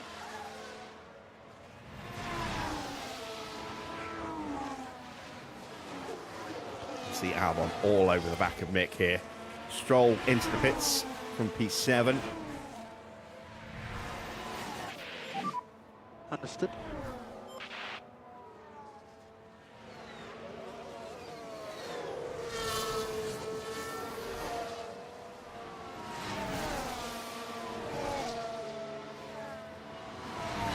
That would have been an absolute slam dunk move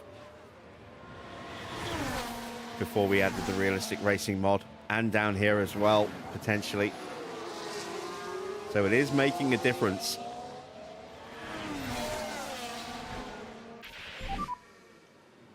Optimal pit lap.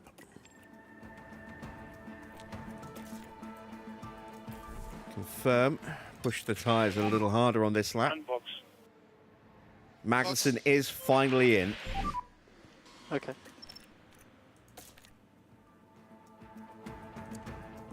We'll go one more lap with Mick. Box, box, box, box. Copy for once. And still Albon is stuck behind Schumacher. So 5-second penalty for taking out his teammate. Fresh tyres on.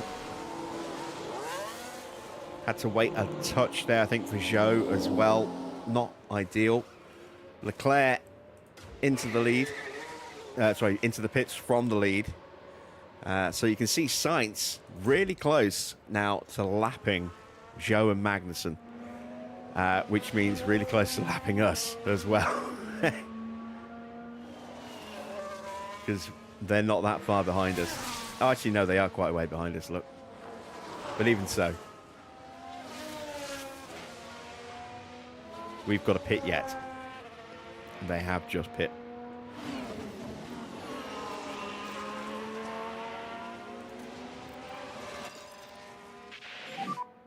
Push, push. Copy. See if I can get away with just stretching one more lap. Box, box, Nope. box, box, box, I box. think he's already confirmed that he's coming in. Copy, box, box. No, he's staying out. Valtteri's boxed. All right, so this is it. The gung-ho all or nothing lap for Teo. Finish the tire. Mick is far enough behind that we can box them both on the same lap. As long as we don't have a delay for Teo, we should be okay. Albon is ahead of us. In fact, let's just make sure. Let's finish topping up that battery. We've still got a 2 second or 1.5 second lead over Gasly.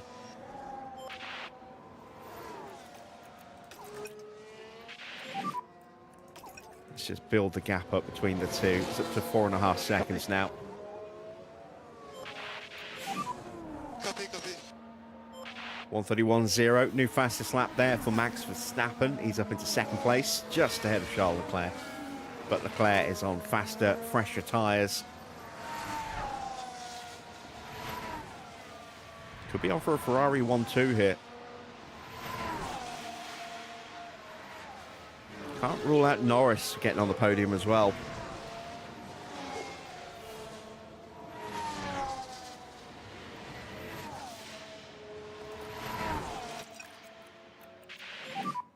Try to keep the tires cool. Copy.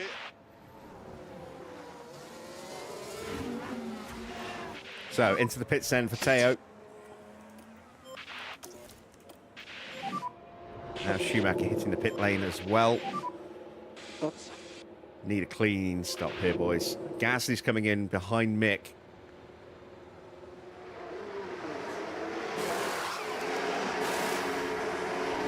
It's 2.9. It's not quick, but it's clean, which was the important thing.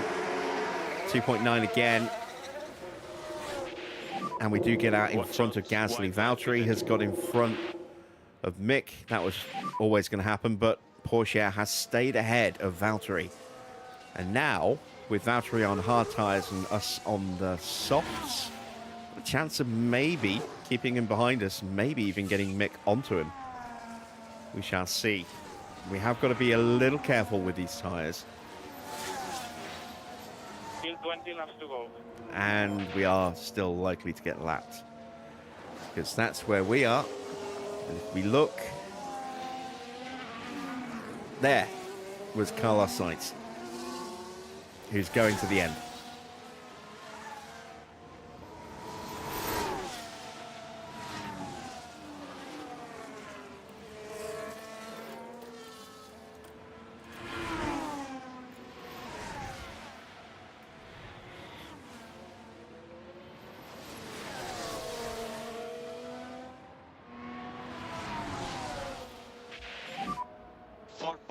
The gap.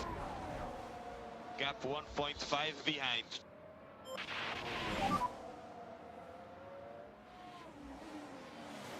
There we go. 0.2 seconds. A look from Valtteri, but we'll get the DRS here. Tyres still coming up to temperature. 4 seconds. It's 90 degrees around this track for the tyres to be in the right window.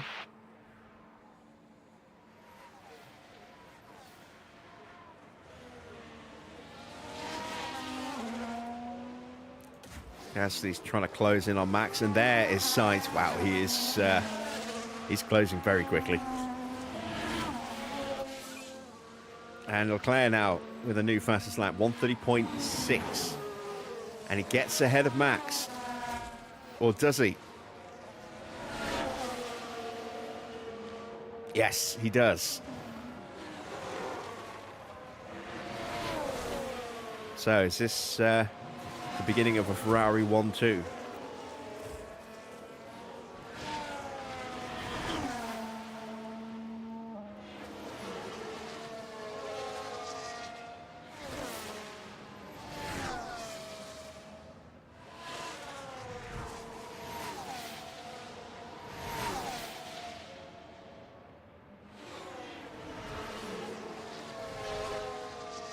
Valtteri's opened up a little bit of a gap to us.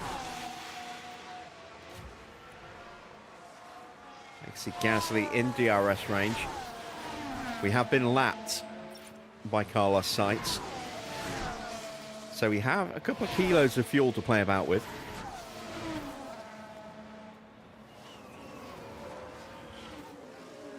It's around 2.1 kilos, I think, around this track. And For a as lap far of as fuel. we can tell, they've got a fault with the car. Something wrong with Magnussen's car, apart from the fact that it's been driven by Magnussen.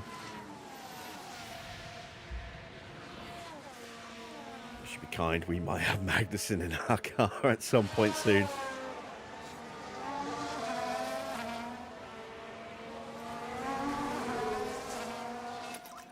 Let's push the fuel. Copy.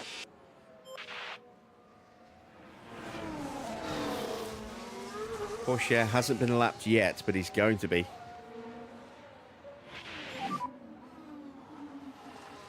Because there's Sainz lurking in the background. I'm not fully ready, okay? I think the tires were very cold.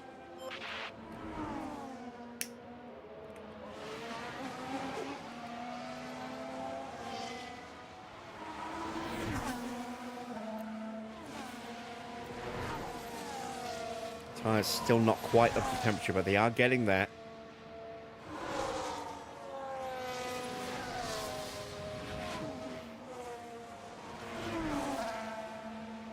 Ocon boxes. So we might be able to get out in front of Ocon with Teo. Not with Mick. New set of soft tyres goes on. I think he might be a little too far ahead. It will be tight. It will be very tight. There goes Valtteri. There's Teo. It's going to be tight. He gets out just in front of Porsche. But our targets are 18th and 20th. We're currently 17th and 19th, 18th. Make your mind up, Nick.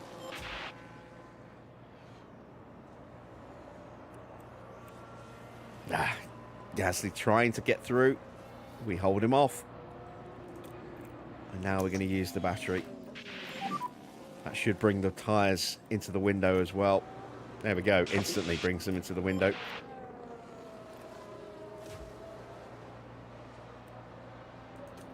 Let's use Porsche's battery as well now. Okay. Has he been lapped yet? Not yet. Well, he's about to be. Okay, copy.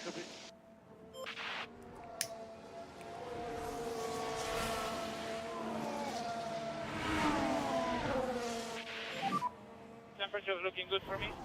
Copy.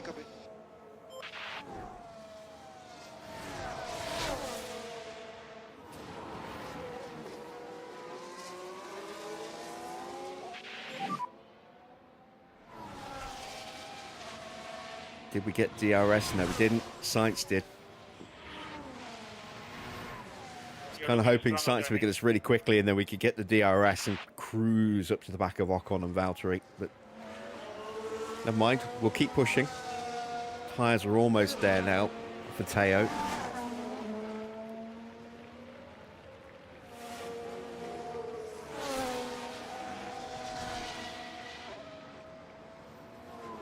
So finishing 17th and 18th like this will fulfill our sponsor targets for both drivers. And we've gapped Gasly, but is that Gasly getting lapped?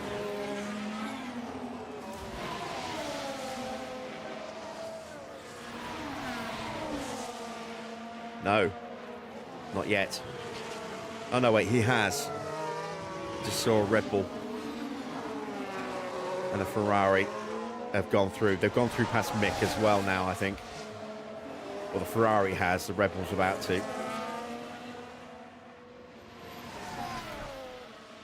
There it goes.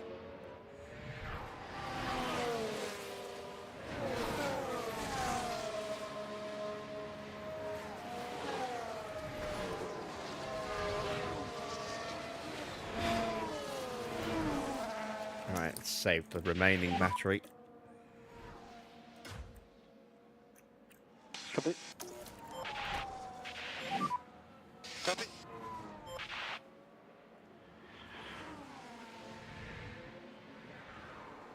Yeah, I'll be happy with 17th and 18th.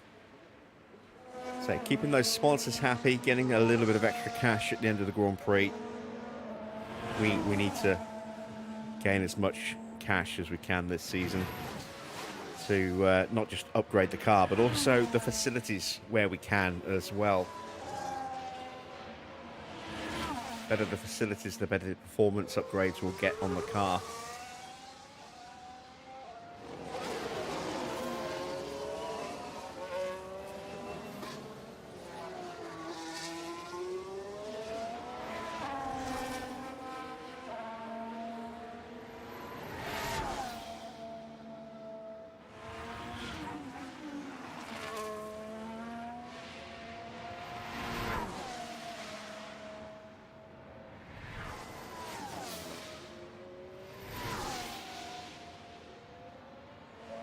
Getting down to the pointy end of the race. About to have, I think, 13 laps to go when Sainz crosses the line.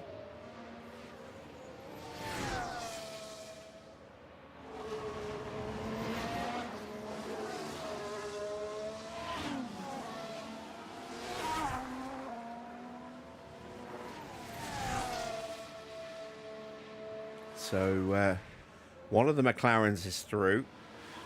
That's Norris on Gasly. Hopefully Gasly won't get that slipstream and that DRS tow from him, because Norris is going to be on Mick pretty soon. There you can see Leclerc in the background has gapped Verstappen now by 3 seconds. And he is closing in on Sainz. Could be a Ferrari fight for the win here. Max doing enough at the moment to stay ahead of Norris, but Norris is fighting his way through traffic.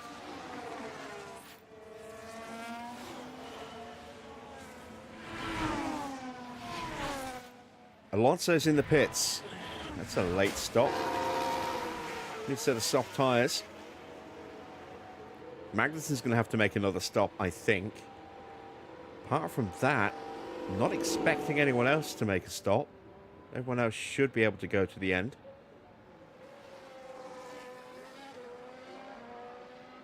Maybe Yuki might take a gamble. Be surprised. So Alonso currently in P12. 14.5 seconds behind Ricciardo, so he's 20 seconds off Tsunoda, but he could be very quick now that he's got brand new softs on.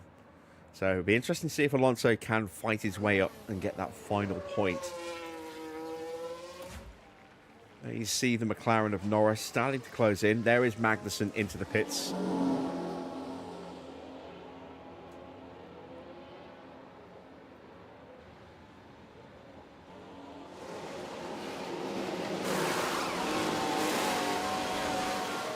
Decent stop.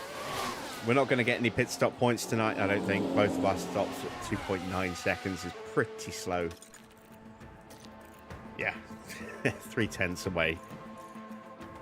We are not the slowest, but it's only because Haas have had a really slow stop there. Oscar had a really bad stop, and Hülkenberg didn't get to stop at all. So, yeah. Current fastest lap is actually quicker than that. It's a 1:30.2.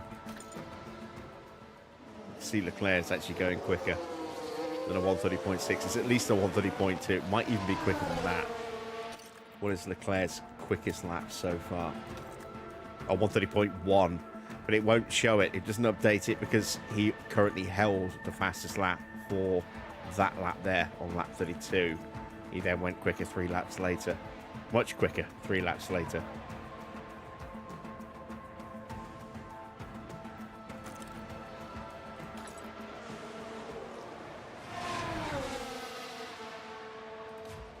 Right, we are not closing in on anybody.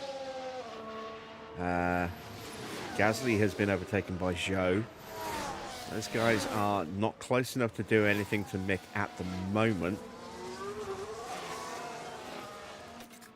And we do have some tyre in hand.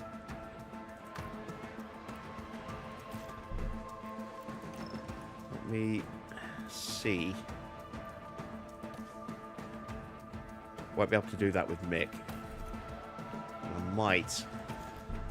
Oops. I might just up Porsche's pace a bit now. And try to go faster. As we let Max Verstappen through. Perez down in 9th place right now, so his early promise has faded a bit. Will be getting replaced with Yuki Tsunoda at the end of the season.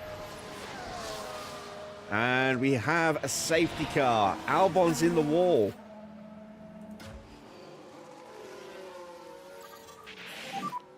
Safety car.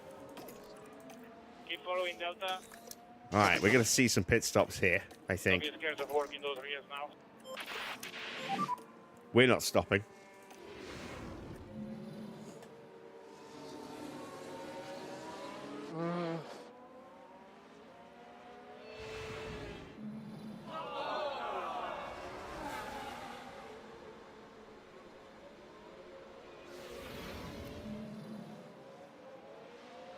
Right, race leaders have boxed. There's a big crash. 3 cars in front of us have boxed. Still quite a few debris on track.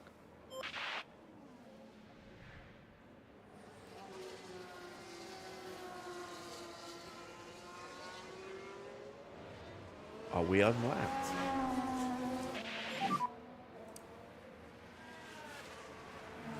Ah, yeah, the safety car hasn't picked up the leaders yet, so...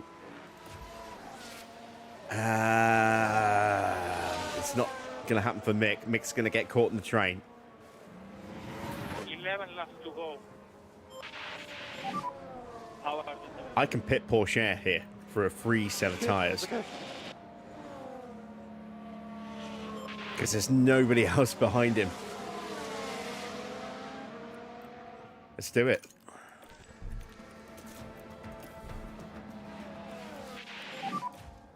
box, box, box, box? Copy. Everyone's too far ahead of us to jump anybody in the pits.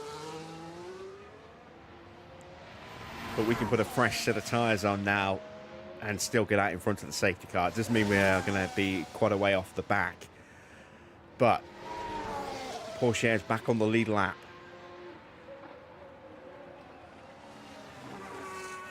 Mick will get released.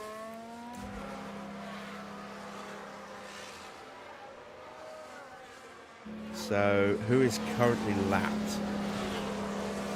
Sargent. So, Sargent, Ocon, Valtteri, us, Zhou, Gasly, Magnussen. They will all be released at some point past the safety car. We need to make sure that we can stay close to the 3 cars in front of us, Sargent, Ocon, and Valtteri, so that we've got a chance of maybe getting through. Here's Teo into the pits. If we can get a good stop here as well, we might even sneak our way onto the leaderboard. We need at least a 2.6, a low 2.6, ideally a 2.5, 2.4. We're going to be very lucky to get one of those, I think.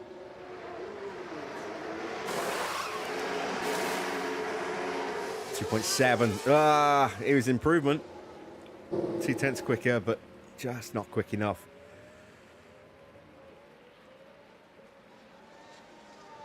Russell's in a really awkward position now in 5th place because he's on 72% hard tyres and he's got Piastri right behind him on much better 10 laps softs. to go.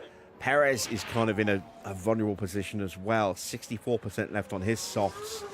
And then you've got nearly new for Hamilton and Stroll. Alonso stopped right before the safety car. Tsunoda, Ricciardo, us. Perez, I don't think we're going to get him, but Perez could drop out of the top 10 here. Wait, did someone just make a mistake? Is Magnussen just done something stupid. No. It flashed yellow there. And I was wondering if someone had made a lockup. Apparently not. No, it's just reiterating that we are under safety car. All right. Well, while we're waiting for the field to reform, let's take a quick commercial break. Trying to get big brakes.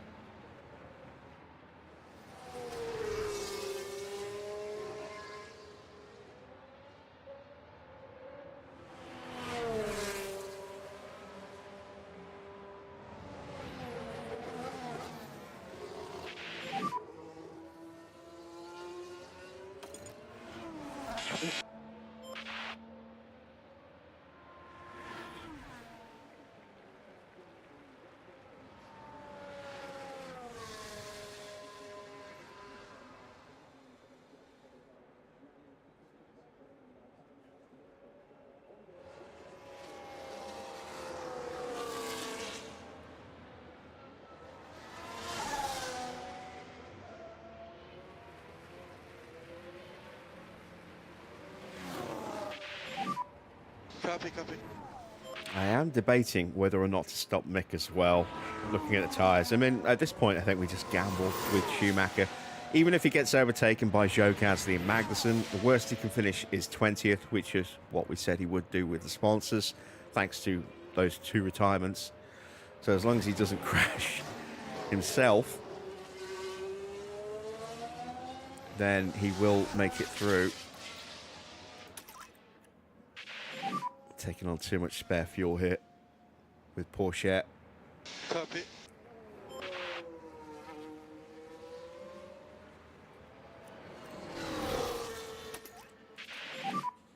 Copy.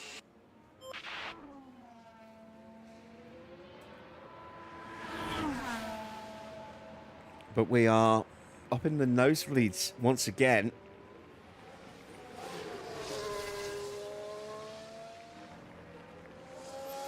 There's a safety car waiting for Porsche to catch up before it releases the lapped vehicles, I wonder.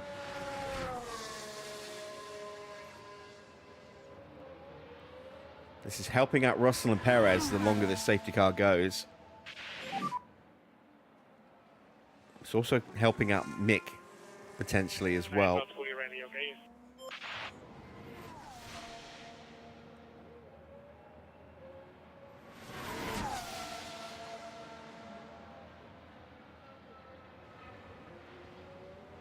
So you see, about half a minute faster per lap than the safety car.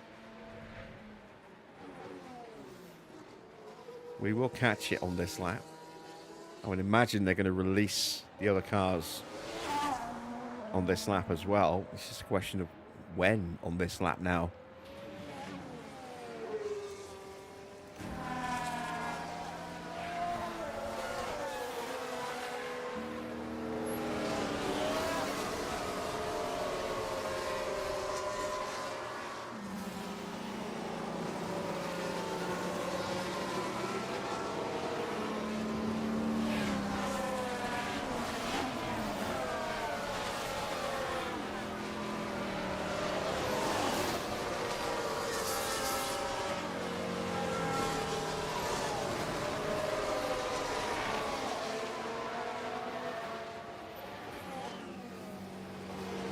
There we go. Lap cars may now overtake. Porsche has yet to catch the rest of the field.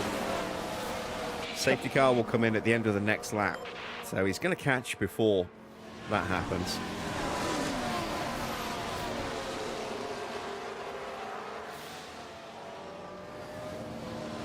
And there we go. We're through. Valtteri lost out a bit there.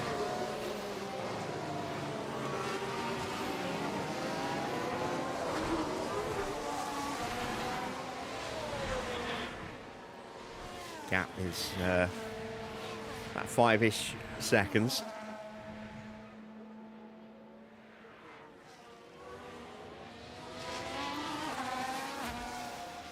Porsche now finally catching up to the back of the queue. Safety car should come in at the end of this lap now.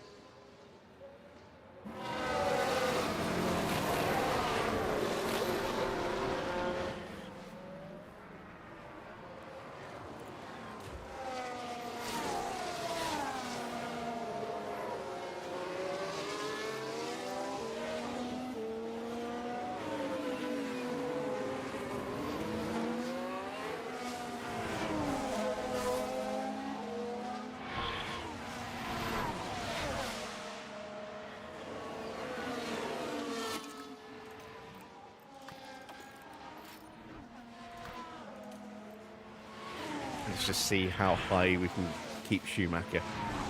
He's not going to overtake anyone. He's falling behind Valtteri. And that's mainly down to tyres, I think. Maybe the battery as well.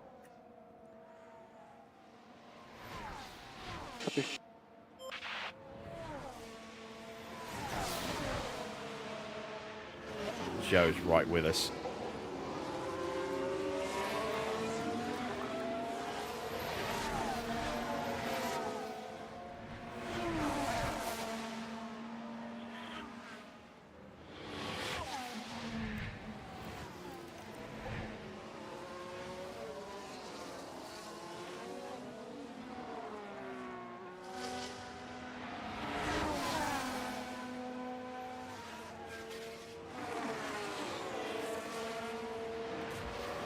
So waiting for the lights to go out on the safety car. There is the warning. Safety car in this lap. Let's get ready for the restart. Copy. The main thing is the warm-up on this tire, okay?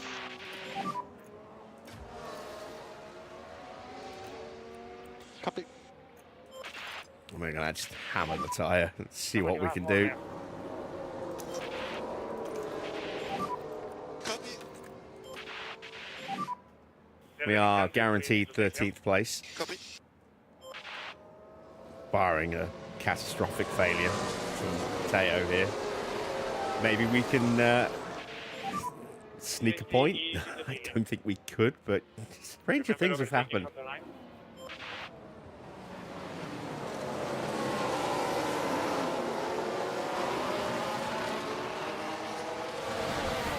Here we go.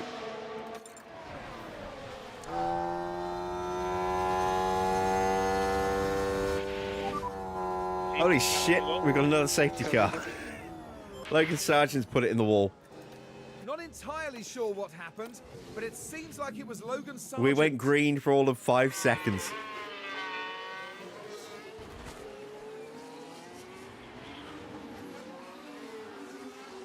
I'm in the wall. And while all that was happening, the crew in the garage could do nothing but watch I said on. I wasn't going to drop Logan Sargent this season and replace him with Colapinto, but I might do. Joe's boxed again. Mick's now up to 16th place, and we may as well... Oh, Joe's crashed as well! Did he hit... Oh my god!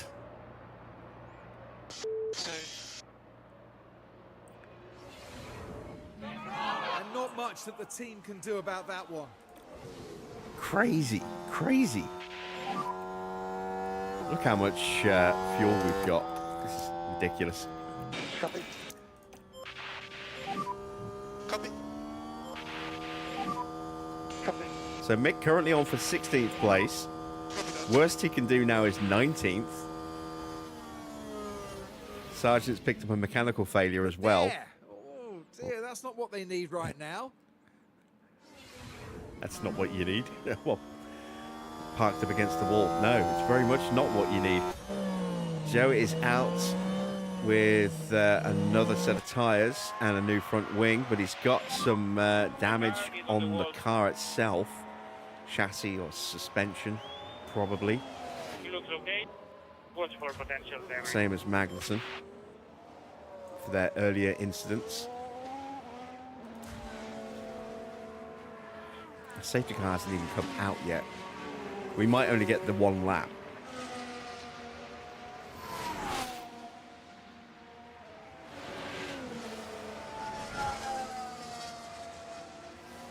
And at this rate, we might not even finish under racing conditions. Let's see. Lance Stroll's still out there. Yuki Tsunoda's still out there. Tires are okay. Joe and Magnussen are a clip of the wall away from retiring themselves.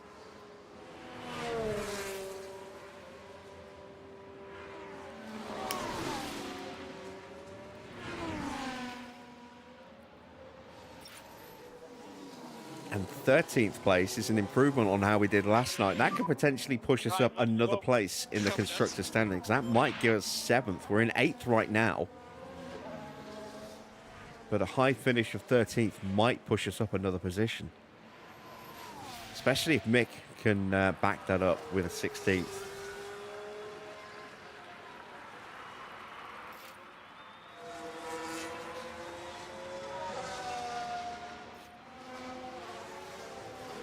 This is what I said at the beginning of this race weekend. We're in a war of attrition with our rival teams around us.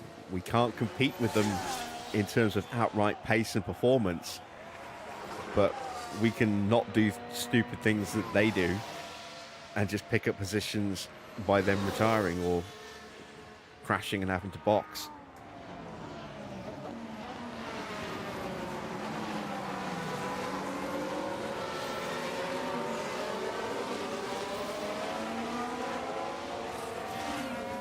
And this has been a huge reprieve for George Russell and for Perez. Perez may still get jumped. Piastri did get by him, so Perez is down to 7th. In fact, no, Piastri, I think, was he ahead of Perez? I think he was. So Piastri hasn't got past Russell, but Perez has kept Hamilton, Stroll and Alonso behind him. Alonso has got himself into the top 10 now, so he is on course for a point.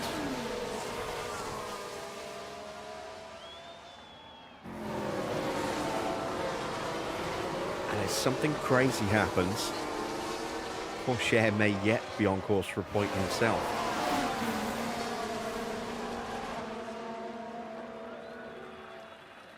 I was going to say stranger things have happened, but we just had the most bizarre resumption of a safety car and Joe crashing for no reason whatsoever.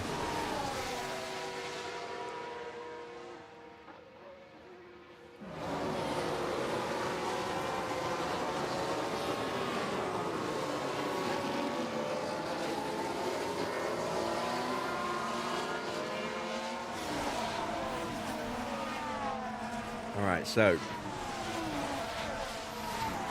we're behind the safety car. Might come in at the end of this lap. Might yet go another lap.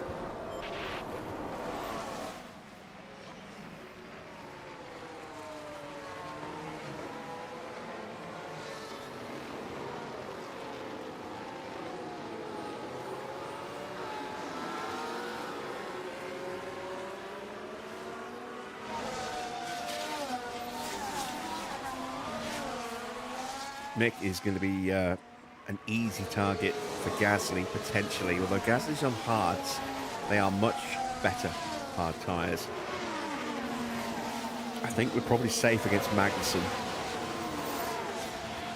Maybe Joe as well. Even though Joe's got better tyres, he's got that damage. That might affect him. How are the tires? Both seem to degrade a bit. So far, go. Look how much extra fuel we're carrying. 6 kilos for Mick. That's 3 laps. Nearly 3.5 laps for Teo.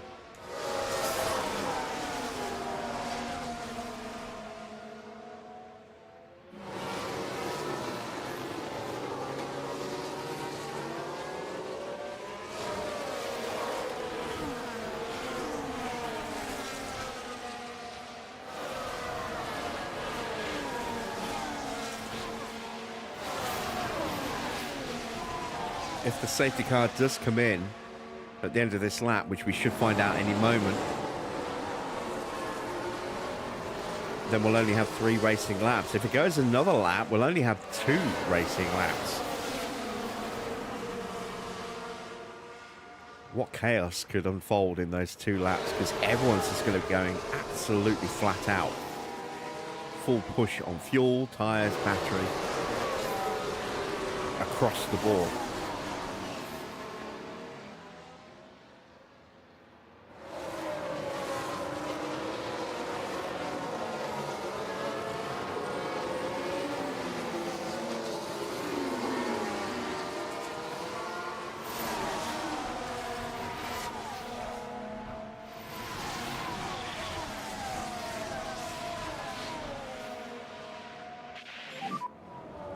Safety car is going again. Ferrari currently looking at a 1-2, but Max is now right there. Can't rule him out. Potentially even Norris could get amongst the Ferraris as well.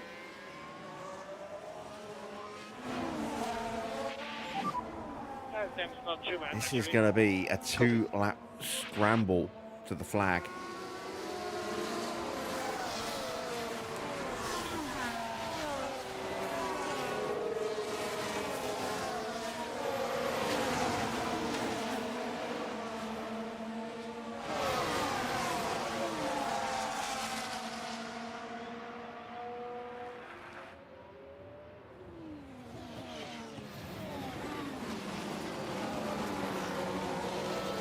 So fat with fuel, it's unreal. 2 long safety cars separated by 5 seconds of green flag running.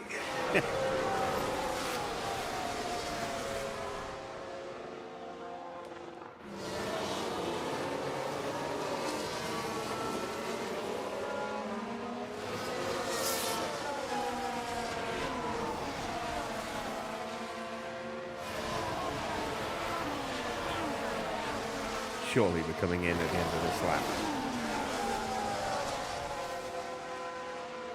Yeah, there we go. Safety car in this lap. It will be very important to be on it at the restart. We are much faster than him. Come on. I think you've got the pace, man. Let's full pressure. Copy, copy.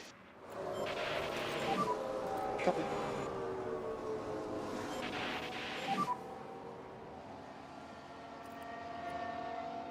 Copy.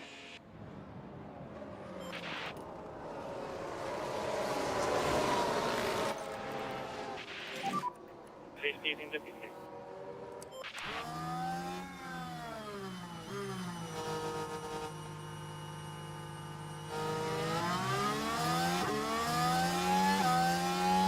Here we go. Back to green flag running.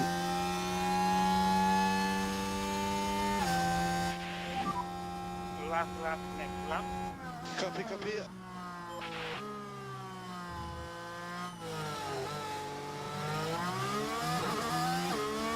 Show's locked up. Let's have a look at that. Now this was the Sauber. All good at this point. And there goes the steering. They were just unable to do much about it. My God, what is going on with Zhou tonight?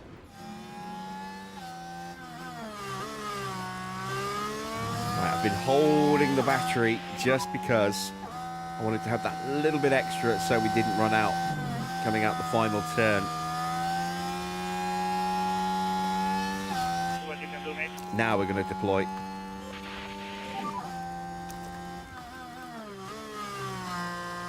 Copy. Yeah, Schumacher is hanging on for dear life already.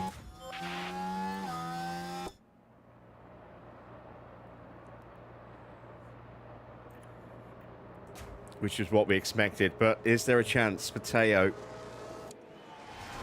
to maybe go forward an extra place? Perez has got Hamilton all over the back of him. His tyres are almost gone completely.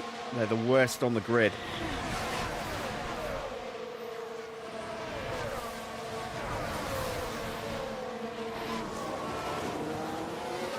DRS will activate on the next lap.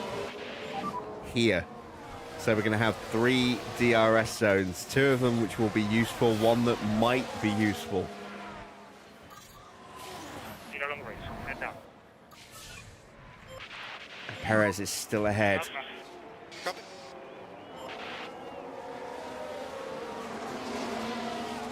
Schumacher is holding Gasly at bay.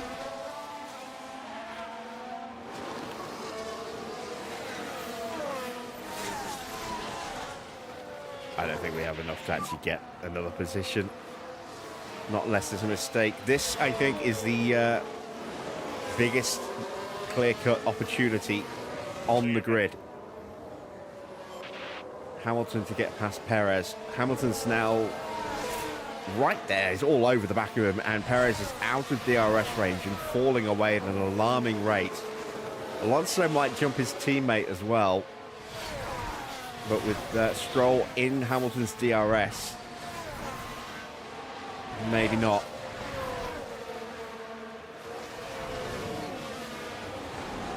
He still can't get through. Can Perez hang on for 7th here? He's suddenly bolted a little bit. Hamilton's lost a bit of ground. Here comes Stroll and Alonso. It's going to be a scramble to the line. Porsche has been dropped. But I think we've got enough in hand. Perez is going to hold off Hamilton. 1.4 ahead. Come on. We come home in 13th.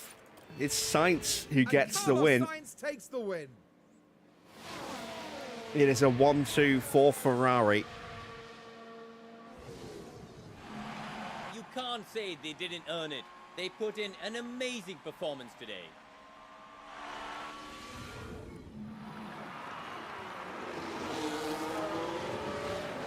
Mick Schumacher does bring it home in 16th place, just ahead of Gasly.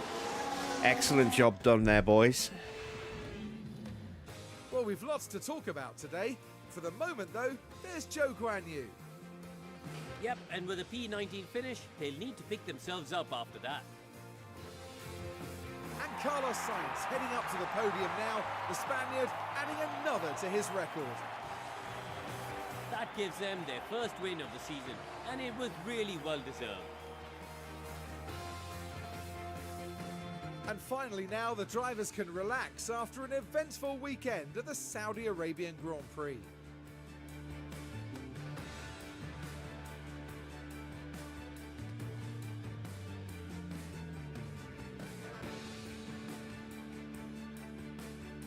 Well, Karun, how do you think they'll be feeling in the team garage at the end of that? It was a strangely mixed weekend for them. We saw one driver put in a strong performance, but it was a different story for the other. Definitely positives there, though. Okay then, and a big thank you to everyone for joining us this weekend here in Jeddah. And for the next round, Formula One is heading down under. Exciting times ahead in Australia on the shores of the Albert Park Lake. So, confirmation of the final result. Carlos Sainz gets the win ahead of his teammate. He also gets the fastest lap for a maximum of 26 points tonight. Leclerc second, right behind him, bringing home a maximum haul of 44 points for Ferrari. Max Verstappen is third. Lando Norris gets fourth ahead of George Russell in fifth. Then it's Piastri sixth, Perez seventh, Hamilton eighth, Stroll is ninth, and Alonso takes the final point in 10th. A little bit further down the grid, in 11th we had Yuki Tsunoda ahead of his teammate Ricciardo in 12th. 13th, up 5 places, Théo Pourchaire, picking up the pieces that have been dropped by everybody else once again. That is an excellent building block from last race where we finished 14th thanks to the misfortune of others. We've done it again tonight and gone one better. It's Ocon in 14th, Bottas 15th, Mick gets 16th. Far cry from failing to finish in the previous Grand Prix. 17th is Gasly, 18th Magnussen, 19th Zhou, and then 3 retirements. Both Williams drivers out. Logan Sargent, Alex Albon, and Nico Hülkenberg taken out by his teammate early on, which brought out a red flag. In the driver's standings then, Sainz goes top with 44 points ahead of Max Verstappen on 40. Leclerc moves up one into third place on 30 points. Norris dropping down into fourth. He has 27. And then we have two drivers tied for fifth place at the moment. Perez and Russell both on 16 points. Russell up one into sixth place. Oscar up one as well into seventh with 13 points. Hamilton dropping down into eighth. Despite picking up some points today, he's on 12 points. Then it's Yuki Tsunoda in ninth with 2. Stroll with 2. Alonso with 2. That's 9th, 10th, and 11th there. Then Ricciardo, 12th, is the first of the non-scorers. Porsche moves above Nico Hulkenberg into 13th place. Ocon up 7 places into 15th.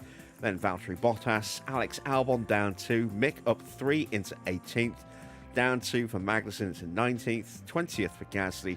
And then down 3 apiece for Logan Sargent and Zhou Guanyu. 21st and 22nd respectively. In the constructors' standings, Ferrari go top, 74 points now. Red Bull dropping down into second on 56. That is an 18-point gap now. McLaren third with 40 points. Then it's Mercedes on 28 in fourth. Up one into fifth is Aston Martin with 4 points. RB dropping down into sixth. They're on 2. Then the non-scorers. We do move up into seventh place. We jump over Haas. Haas down into 8th now. Alpine up 2 into 9th ahead of Williams and Sauber. Sauber in 10th. Williams dropping all the way to the bottom. In the pit stop competition, Norris got the quickest stop ahead of the 2 Ferrari drivers. Then it's Red Bull, the 2 Alpines, Mercedes, the 2 RBs, and then Aston. So a few teams managing to really monopolise their points haul today. Let's see what it's done. McLaren are top with 68 points. Ferrari up 7 places up into second place with their first points of the season. They're on 33 now. Big gap already, 35 points. But Ferrari off and running. Alpine up 1 as well with their 18 score today. They're on 29 points in third, 5 points ahead of Red Bull, who dropped down 1 place. Mercedes dropped down 3. They're on 21 points in 5th place. Sauber in 6th with 8. Then it's Williams with 6. RB up 3 places into 8th, also on 6 points with their first points of the season. Aston down 2 into 9th with 5 points. Haas in 10th with 2. And we drop to bottom with 0. The only team yet to score any points. Now you see our stops. The slowest stop to make the top 10 was a 2.61. We were a 10th away with Porsche second stop, but our first stop's way off at the moment. A lot of work to do with our pit crew to get them up to snuff. This will be a tricky one to get our pit crew up and running as quickly as we can. Both drivers made their sponsor targets. 339,000 gained thanks to Mick, 452 from Teo. So we get $791,145 to add to the kitty. Let's head back to HQ.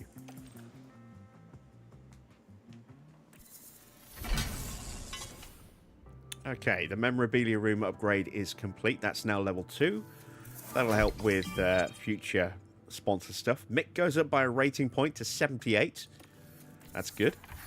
Weather center is now built, so we have a level 1 weather center. Both of our drivers in enthusiastic confidence level. That is great to see.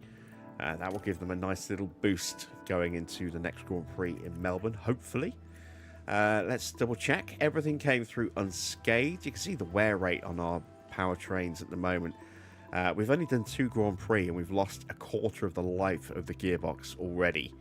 A fair bit on the ERS. We've got that disparity between the two because we deliberately ran Teo with a higher wear in neutral in that for practice in the opening Grand Prix, just to basically prove a point. Engines pretty similar, about 78% each, down 22% from brand new. We know about the weather center. We know about the memorabilia room. Let's go take a look at our facilities. We have 3.3 mil. Can't really afford to drop an upgrade on there.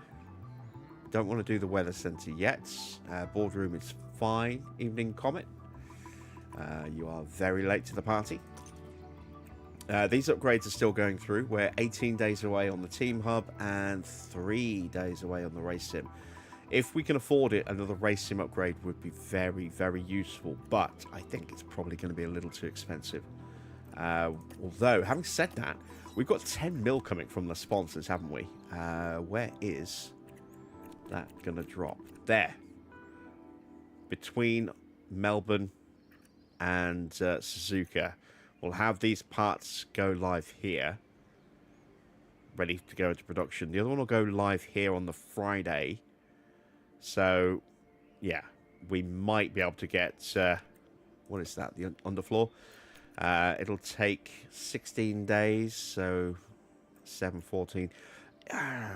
If we rush, we could maybe get an underfloor on both cars for Suzuka. It's tempting, given that, you know, we are in desperate need of any kind of performance boost at the moment. And then those 3 parts, we probably won't be able to put into manufacturing until we get that 10 million that we're due from the sponsors there. For the wind tunnel hire and the normal scheduled events. Let's see. Facility upgrade. The helipad is done to another level. How much is that going to cost? And the tour center as well. Matt Harmon also goes up by a rating point. He's now 78 overall. One thing I do need to do is I do need to... fix the staffing for Alpine. They have kind of poor staffing at the moment. In fact, let's actually show you who they've got. If we go to Technical Chief and go to Alpine, we've got Abida Kana, 36 years old. We don't have her stats, but they're not amazing.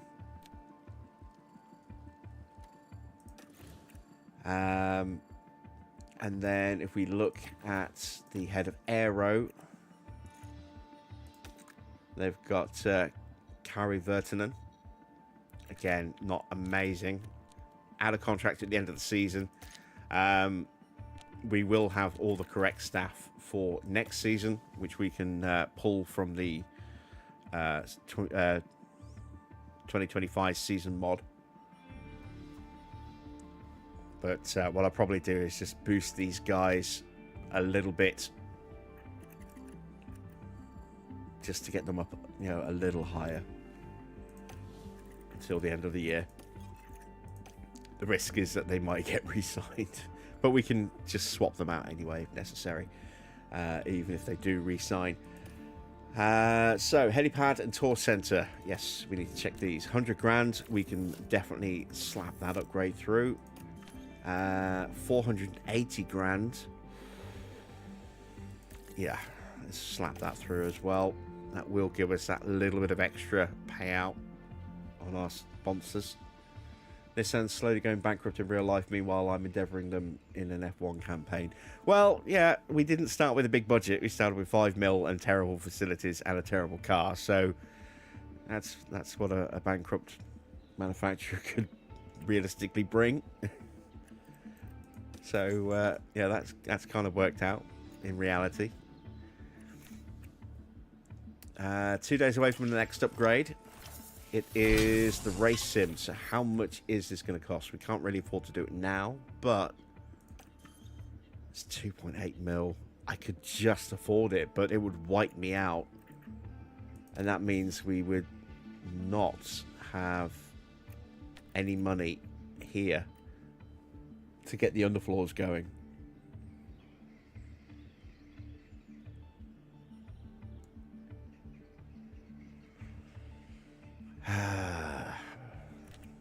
Long-term gain or short-term gain? When I say short-term gain, keeping pace, I think, as best we can with the rest of the grid rather than falling behind. That's only a long-term benefit to the drivers. That's more of a long-term-ish kind of benefit to the car. I think we have to we have to wait. We'll upgrade the simulator once again when that sponsor money comes through. We'll have some money left over, I think. So, yeah, we'll just have to wait a little bit. We're 8 days away from another upgrade.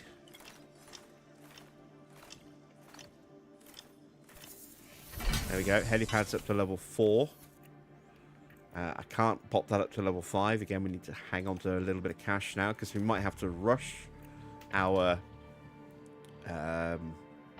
underfloors to make sure that we can get them for Suzuka. Let's take a look at our mentality. Our drivers, fully happy. Positive for Porsche, enthusiastic for Mick. No issues whatsoever, which I'm really surprised by. I would have thought they'd have been grumbling about the car. Neutral performance for our engineers. Their biggest issue is the car, and they're not happy with that at all. Matt Harmon, fully enthusiastic, no issues whatsoever. That's unexpected. Dirk de Beer is positive. His biggest issue is the drivers, and he's only unhappy with the drivers, not very unhappy, so that's good.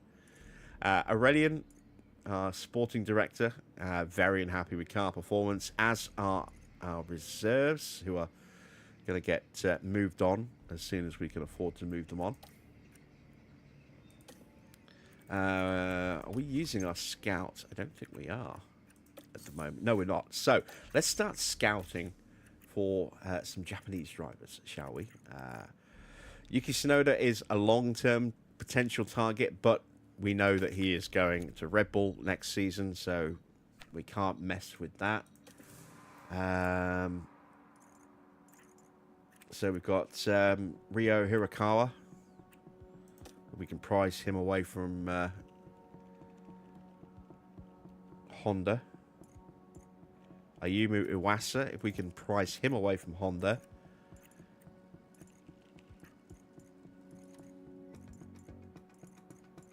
Ritomo Miyata, we would need to pry away from Toyota.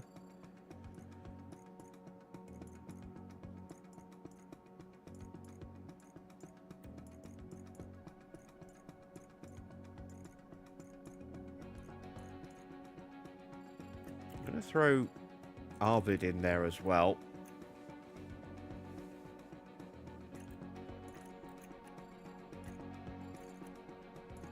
There is Nut, one of our two reserves.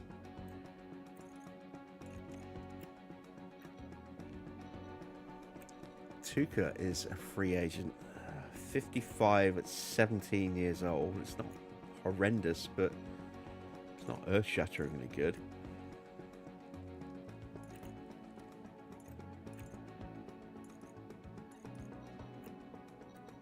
Ugo's only rated 50 at 17. You know what? Let's add Tuka to the list, shall we?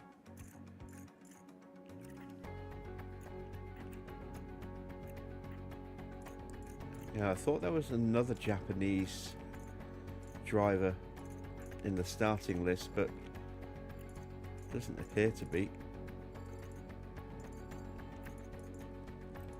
Unless I scroll past without realizing.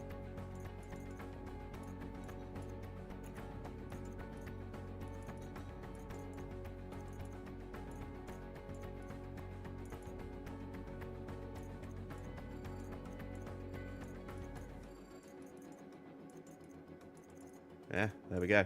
So, let's see. Let's scout out Tuka, because he's in free agency, so we could sign him straight away without any penalties.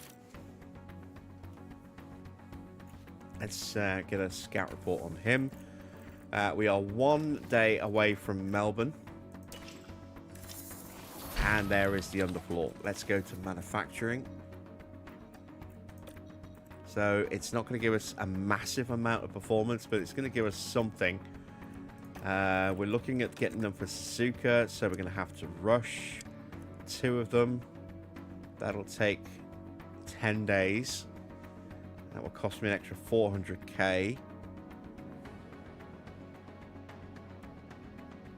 That'll leave me with 1.6 mil. and then with the money we get from that, from the next Grand Prix, that should just about give us enough to be able to start a wing project, because we have got the ATR that's waiting to be used.